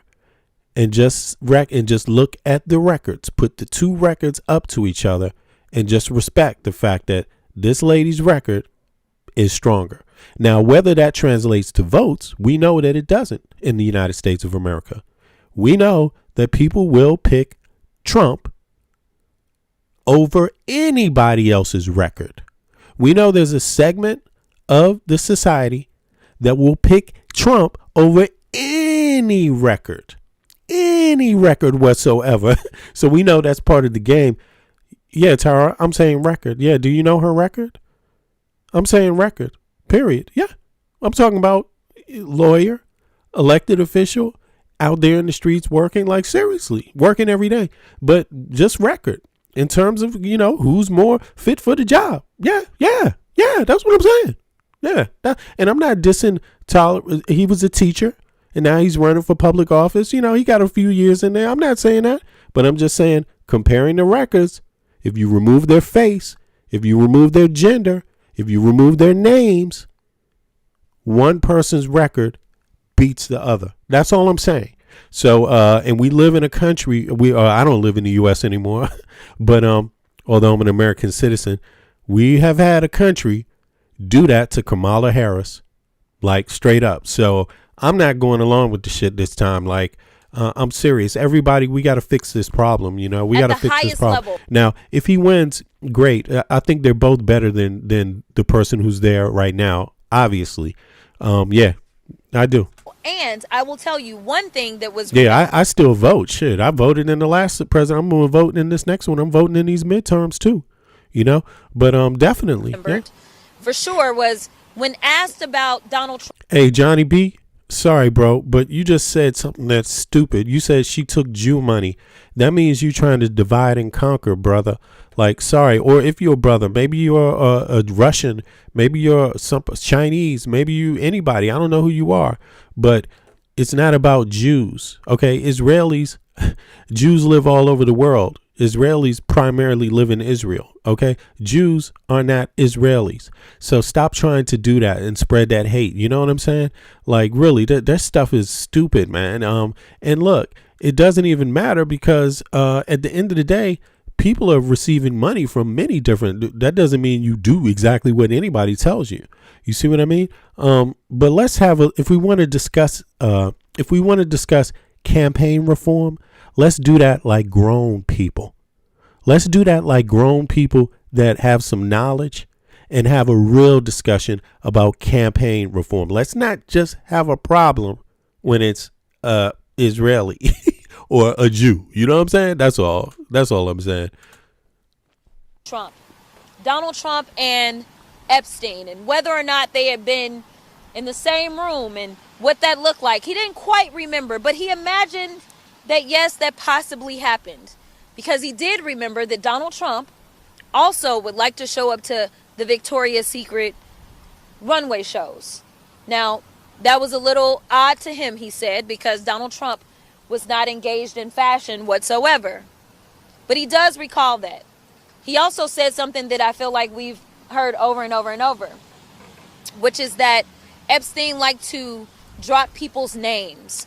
So he'd imagine that may have been one of the names that he dropped. Listen, I want the American people, but more specifically, I want the survivors and anyone who is struggling right now to know that we see you, we feel you, and we are fighting for you. We will not stop. If Mr. Wexner is honest about his intentions in helping us, then we're asking him, if he doesn't remember, then go ahead and turn over all of your financial records, because we need to follow the money, because that is exactly what the survivors told us to do. And we know that the Department of Justice is either inadequate or just not interested in doing justice as it relates to this particular scenario. We in America deserve better. We are looking around the country and we're seeing CEOs that are having to leave their own companies. We're seeing people that are having to leave their board positions. We're seeing princes being dethroned. We're seeing all kinds of stuff everywhere except for right here at the highest levels of federal government. Whether we're talking about Donald Trump himself, or whether we're talking about Secretary Lutnick, and the list goes on. We deserve better in this country, and we will get it. All right, so yeah, now look, y'all. The link to hop up is in the chat. If anybody wants to hop up, it's through the Discord link. It probably takes a minute or 30 seconds to put it on your phone, and then you can hop up and speak on the show. Let's see who we can get to hop up. It's actually good to see to get some different voices. Excuse me. Also, you can hear I'm a little under the weather. My voice is acting up. I'm going to get into this last part, but I want to just emphasize hop up now because I'm going to be live for about maybe 20, 30 more minutes. And then I'm going to catch up with y'all in a few. But listen, I appreciate everybody for coming out. Again, about this Tarrio thing. Look, I agree. Tarrio or Crockett would be better than the current Senate rep for Texas by far, so kudos to both of them. And I like a lot of the things that Tarrio says. No, don't get me wrong. I like the stuff that he says. I've listened to him, but I've also gotten to the point where I think, I'm not saying Tarrio is misogynistic or anything, but by the way, Crockett, she said that she accused his campaign of using some underhanded tactics, by the way. But in any case, my real thoughts on it are just I'm tired of people not taking women's records serious. Like that's what I'm tired of in the US. I'm tired of that, man. And I think this thing about Jasmine, Kamala Harris, and Trump, there could be no better example of how Americans don't vote on record. Don't vote on record. And, and there's no way in hell Trump beats Kamala Harris on record regarding the standard American, what Americans need. And even work ethic. There's no way in hell. You know what I mean? And I think if we don't discuss it, legacy media that is corporate, owned by corporations, don't ever forget they benefited from Trump's tax breaks, even though the people getting kicked off Medicare didn't. The people that are about to lose their homes because there's about to be a mortgage crisis in the U.S. because of that economy, they didn't benefit from those tax breaks. You see, so we got to start understanding, it's very important for people's records to be shown fairly. And I'm just sorry. I don't think we being fair towards women right now. That women do a lot of work in politics in the U.S., do a lot of work on the ground, local organizing, and we just don't give them credit. And I'm not with that shit at all. I'm not with it. So I just wanted to highlight that. So for me, it's not just about what we do with Jasmine Crockett, but it's also not it doesn't have to be about her color either. In general, we see this going on. So it's a problem we need to deal with. I live in a country that's had several female prime ministers. Denmark has a female prime minister right now. You see what I mean? And I'm just saying that it's nothing new in Denmark, and it's not as new, something new in a lot of countries. However, the United States has never had one female president in the history of its entire existence. That can't be a good sign in 2025. And so the same, if you look at the Senate, how many women are really represented in the Senate? How many are really represented in Congress? I mean, let's do the math. Let's just do the math. So, but now that happened, and, Lex Wexner, he's not going to be able to escape his own records. He might die first before his real story is told, but but this is something else that came out that I wanted to cover and I didn't get a chance to, and then we're going to be out. I appreciate everybody for coming out. Click the like button if you like what you're hearing. And also, I'm clicking the like button because I like the participation and I like the audience. I really love my audience. I don't like my audience. I love my audience because my audience is full of adults. Most of my listeners, even the people that aren't in the chat, because I get to see it on the back end. All of my listeners are 35 and above, and a big portion of them are like 45 and above, 50 and above. You see what I'm saying? So big up to my listeners. I appreciate you all, even the ones that's not in the chat. When you get a chance and you watch on your TV, pick up your remote and click. I know it's hard to figure out how to click like, but click like, because it will help me out a lot. But to people in the chat, I got some serious adults in the chat. I appreciate you all. Like, I appreciate you all. And no matter what your background is, I appreciate you all. Like, because for real, you let me know that I am doing something. You see what I mean? That's worthwhile also, just by reading some of your serious comments and your views. You see what I mean? So I appreciate all of you on that, like straight up. And I don't say that enough. So that's really why I'm saying it right now. Like, I appreciate you all so much, because you help validate myself also. And even though I get some trolls that say some extremely mean things, I mean, I hear all kinds of stuff, comments that get blocked automatically by YouTube. I can still see the comments, even though my mods don't see them. I still see them, and let me tell you, some of them are some of the most nastiest, hateful things. And so when y'all see me flip out sometimes, it's because maybe one of those comments shocked me and I just want to grab somebody's ass. You know what I'm saying? But I promise in the future I'm going to try to just ignore it, you know, and stay adult, stay my age. I'm 55. I don't need to be acting like I'm 19 or 20 out here and shit. But in any case, something very real happened. Biggest going bigot, and they bigot all, you know, they got all kinds of gaslighting shit and projection. It's like, God damn, you know what I'm saying? They turn me into, you know, almost, you know what I'm saying? Toxic people do this. They make other people toxic. But in any case, for the maggots out there, and for you haters, also, I got something for you. Here is an example. We were talking about this before, of ICE agent sexually assaulting the people that they are locking up, snatching off of the streets. And this is another reason why this administration has to be goddamn impeached. Everybody anywhere close to it. It's not just your future, your country that's being infiltrated by these people that have bad intentions for us.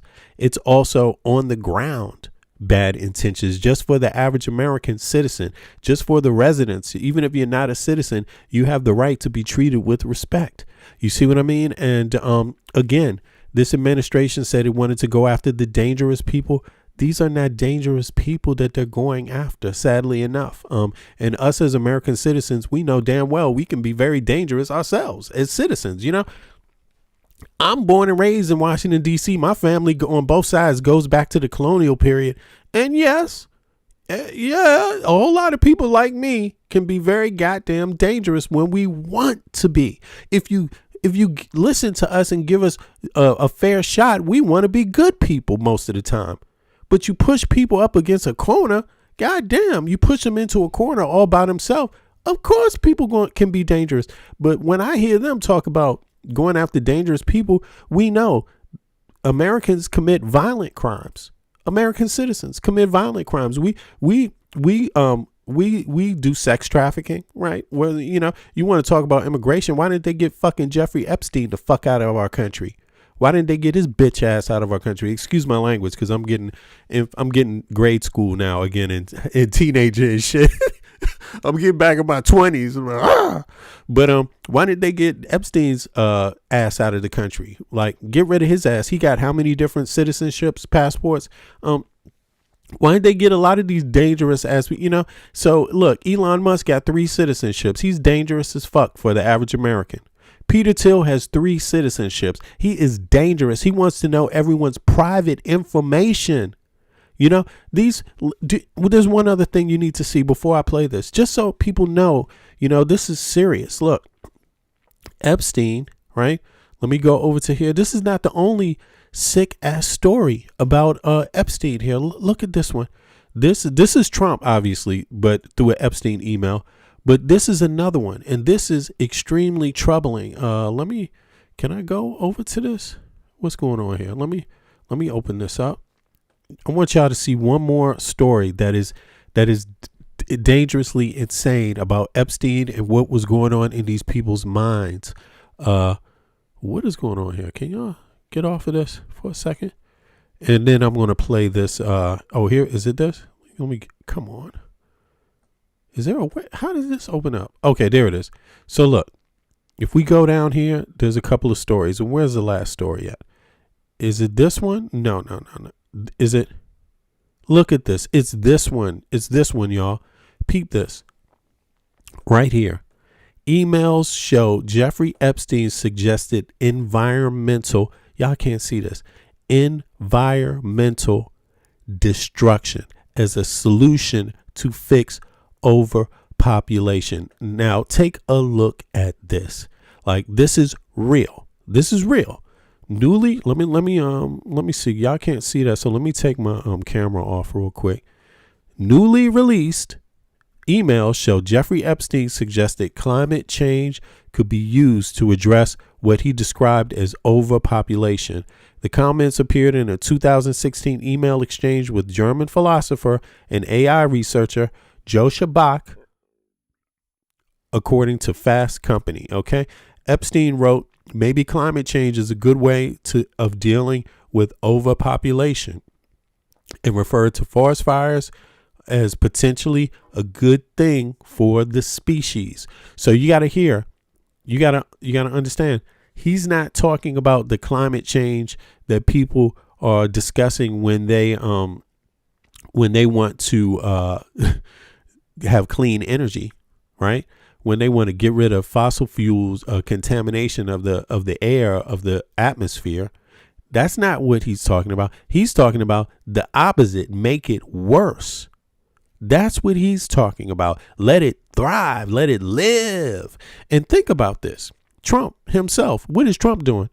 Trump is for gas, for burning shit up, for floods, for chaos. Like, seriously. And you have to think about this. But in any case, let me go back to that. I just wanted to end on that and make sure I didn't forget it, because it's scary.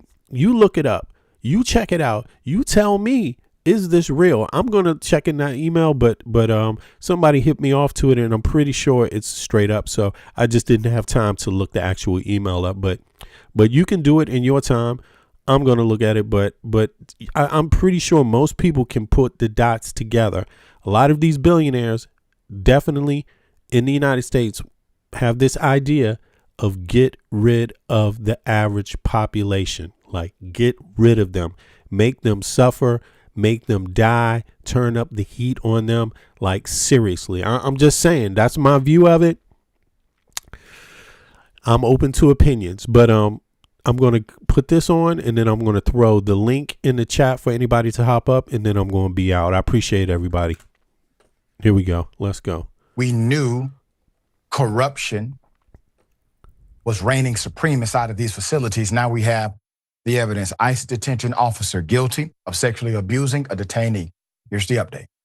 An ICE agent in Louisiana has pled guilty to repeatedly sexually assaulting a Nicaraguan detainee in a Louisiana detention center. His name is David Corvell, and he worked in the South Louisiana ICE Processing Center. And from January through July of last year, he repeatedly sexually assaulted this woman. And the way he got away with it was by forcing her into a janitor closet. Prosecutors said Corvell forced other detainees to act as lookouts while he abused this woman. And part of the way he would coerce her into doing these things, apart from fear, was using pictures of her daughter as some kind of bargaining chip. It's absolutely vile. Now that he's pled guilty, Corvell faces up to 15 years in prison, and he will be sentenced on April 10th of this year.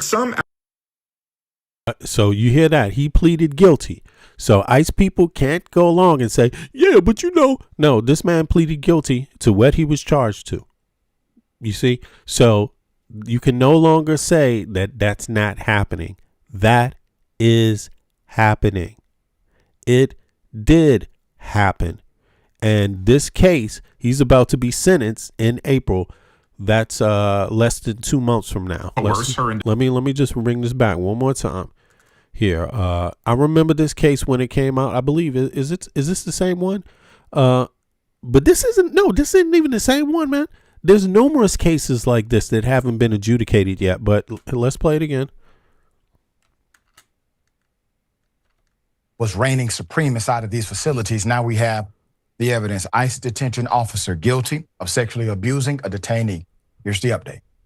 An ICE agent in Louisiana has pled guilty to repeatedly sexually assaulting a Nicaraguan detainee in a Louisiana detention center. His name is David Corvell, and he worked in the South Louisiana ICE Processing Center. And from January through July of last year, he repeatedly sexually assaulted this woman. And the way he got away with it was by forcing her into a janitor closet. Prosecutors said Corvell forced other detainees to act as lookouts while he abused this woman. And part of the way he would coerce her into doing these things, apart from fear, was using pictures of her daughter as some kind of bargaining chip. It's absolutely vile. Now that he's pled guilty, Corvell faces up to 15 years in prison, and he will be sentenced on April 10th of this year. Some outlets have tried to paint this as some kind of romantic relationship. That implies consent. There is no consent when you are being held prisoner. What the hell?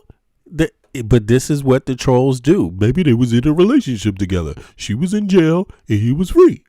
Okay. And a prison guard forces you in a closet and says, oh, I'll get you pictures of your daughter we took you away from if you have sex with me. Use your heads. Put up the picture full mass.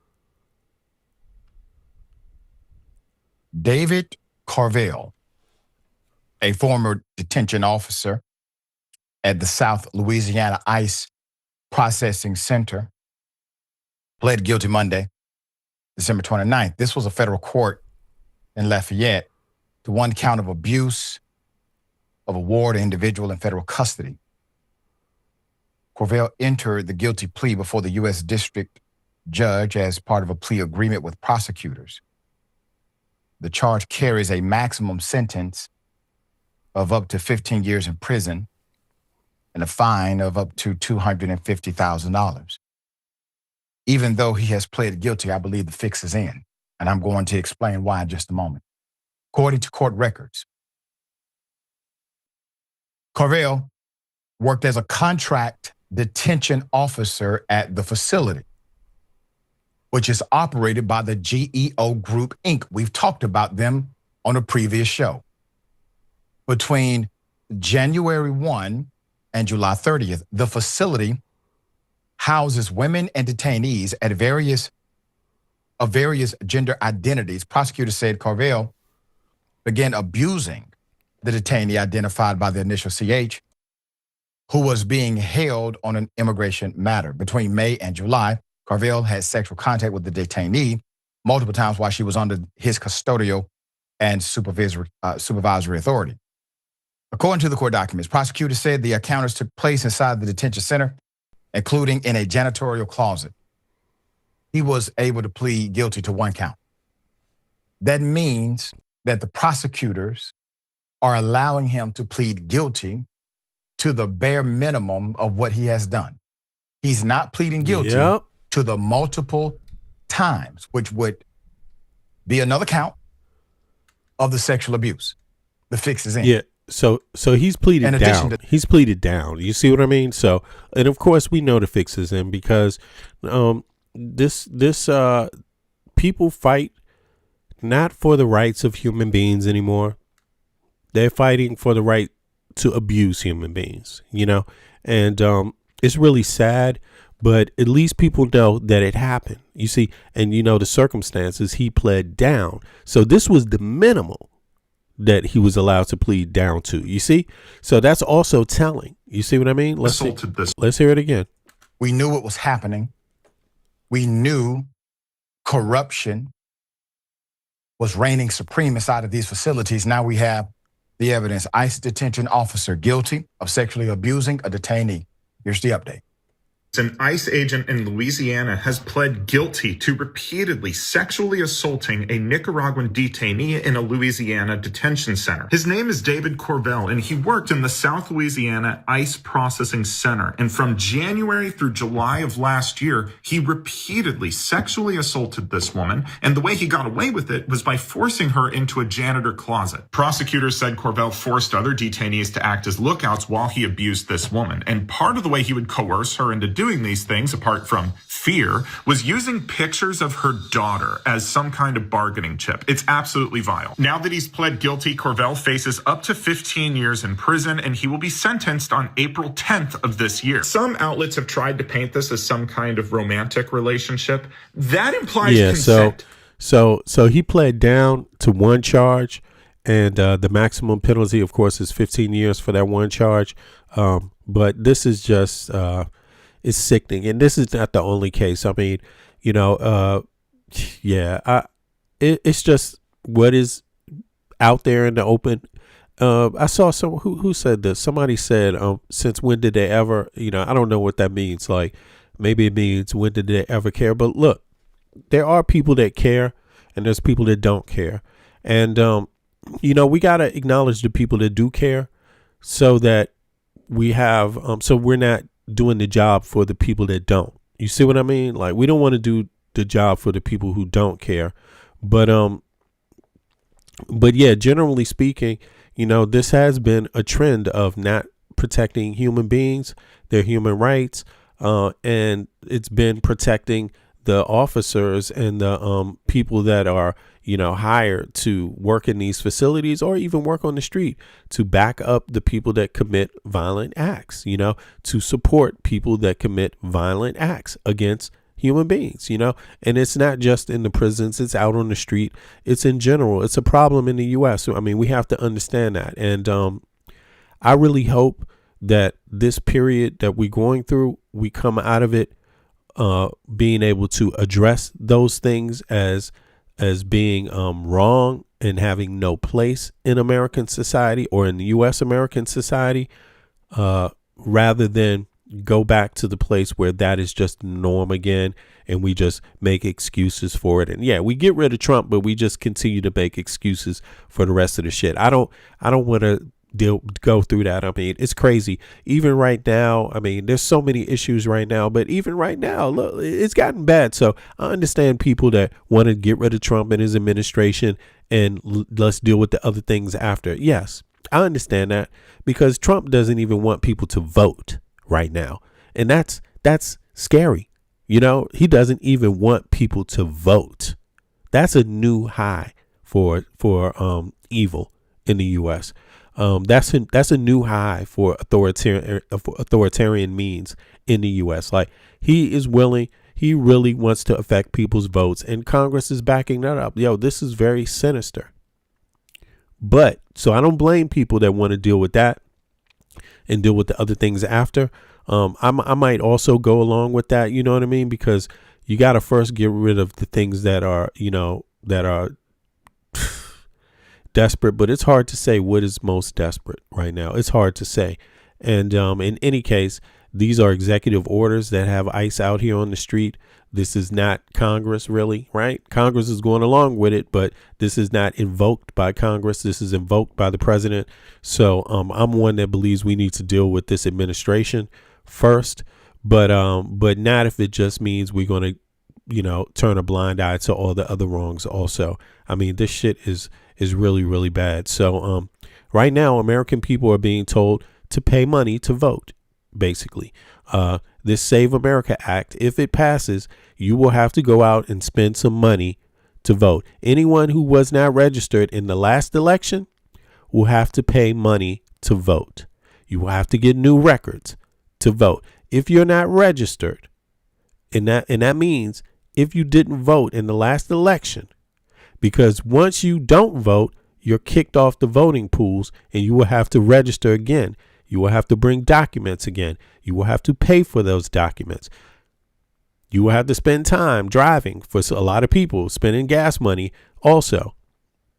That's called paying to vote. This administration wants people to pay to vote again. And if you voted last year, you're probably still on the voting rolls. But right now, I think what everybody needs to do is call their local election board and find out, are they on the registration? Are they registered right now to vote? Make sure you are registered to vote right now, because this ban doesn't want you voting. Don't wait till a month before this election. Do it now. Do it now, because they are looking to find ways to stop people from voting, you know. And so yeah, I think we need to focus on the administration, but we also need to cover these dastardly deeds that accompany this administration the whole way. And you know, there needs to be some priorities, but on the human level, we have a lot of making up to do, because we have taken people through a lot of mess. With the, you know, we've taken people through too much, and it's going to harm our reputation as Americans for a long time. We're going to have a lot of work to do to make this up to ourselves, but also others that we have harmed and offended. You see what I mean? Our relations with our allies, and not just our typical allies, but you know, but others that have been there and aren't even called allies. I mean, there's a lot of countries that have been there working with the U.S. in peaceful ways that aren't even considered allies, you know, that this Trump administration has pointed a finger at, attacked, found ways to harm, found ways to bully. You see what I mean? So we got a whole lot of things to deal with, you know. But on that note, I'm out. I appreciate everybody for showing up. Yeah, and we're going to keep the conversation going. Yeah, David, I see you, man. Yeah, what can I say? What can I say? You know, but we got to stick together until that time. And if you don't know what you can do, get outside in your communities and find out what you can do. You know what I mean? Because there's a lot of doing that needs to be done, you know. And on that note, I'm gonna be out. I will be back in some hours, in 8 and 12, something like that. Yeah, maybe 12 hours. I will see everybody. I appreciate everybody. And we will catch up with you soon. All right. One. Let's impeach Trump. Let's get his ass out of here, and let's take care of each other until that time, you know, until this MFer is gone. And yeah, and the rest of these people going along with this, yo, you just as bad as Trump. All right, peace, y'all. When I'm walking, sometimes I think about, does love still exist? Yeah, I have my doubts. On the street, I check out how brothers be living. Yo, let's just say, kid, it ain't no Thanksgiving. We got people shooting dope, ain't never heard of hope. We got others with the gat and the brothers with the fucking scope. As I enter the project center rec rooms, some brothers might see the doom. I see my nigga Paulo, fat pockets of papes. He knows the neighborhood biddies with all the dopest shapes. There goes Rollo with the blowout fro. He's got a gap, ayo niggas gots to go. No show is live with narrating, fuck Memorex. My nigga Rollo's got a gat at Paulo's chest. One slug blasted out, down boy died. Now show me some love, kid, it sounds like a fucking lie. And yes, you know the struggle goes on. People trying to survive, hold on. But we know it's been so long. Pain without a limit, so wrong. Sometimes I think how the world come to this, a place where every man and woman needs a therapist. Mass confusion, people living in delusion, justify all the bullshit through the Constitution. Meanwhile, the masses struggle to survive. I think we're too busy to hear our people's cries.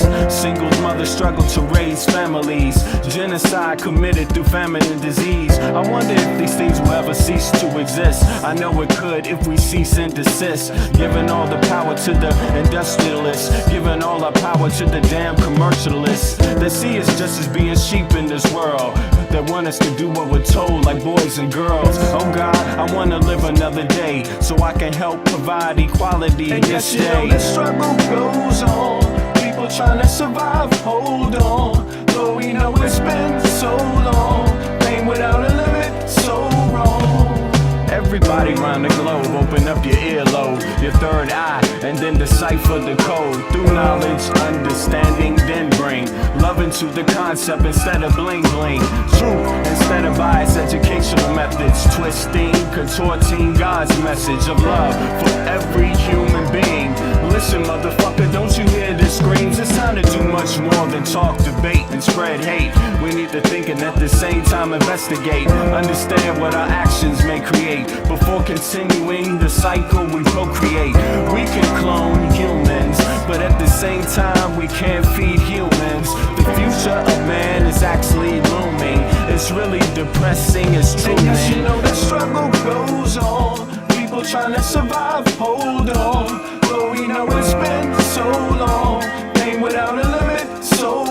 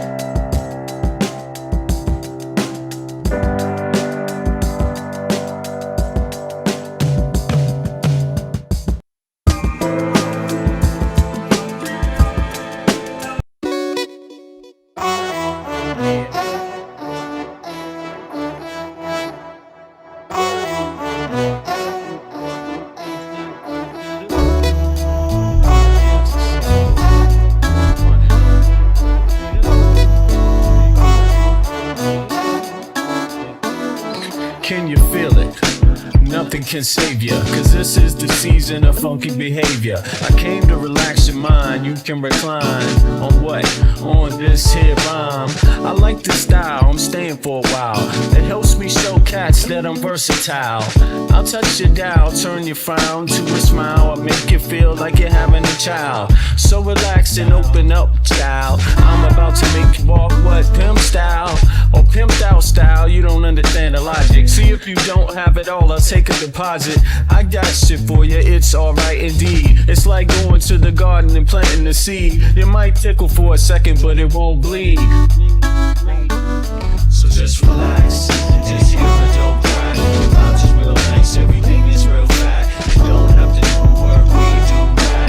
It's the type of place where you can wear your hat. Just relax and just hear a dope track. The vibes is real nice, everything is real fat. You don't have to do work, we do that. It's the type of place where you can wear your hat. Your entertainment at the same time, edutainment. In other words, you could call it bent. What I'm saying is that I'm here at your service. It's hard work, but then again, I deserve this. I'm helping people enjoy their spare time. I'm like an instructor when I'm doing my rhyme. Relax and just hear the dope track. It's really not all that, it's not like a gag.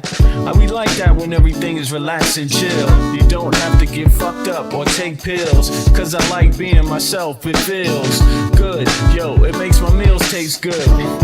It makes my meals taste good. It makes my meals taste good. It makes my meals taste good. So just relax. It's your dope track. The vibes is real nice, everything is real fat. You don't have to do work, we do that. It's the type of place where you can wear your hat. Just relax and hear a dope track. The vibes is real nice, everything is real fat. You don't have to do work, we do that. It's the type of place where you can wear your hat. Just relax. My mind state, that balloon, it won't inflate. Just take the buzz, this much wiser kid, fuck this.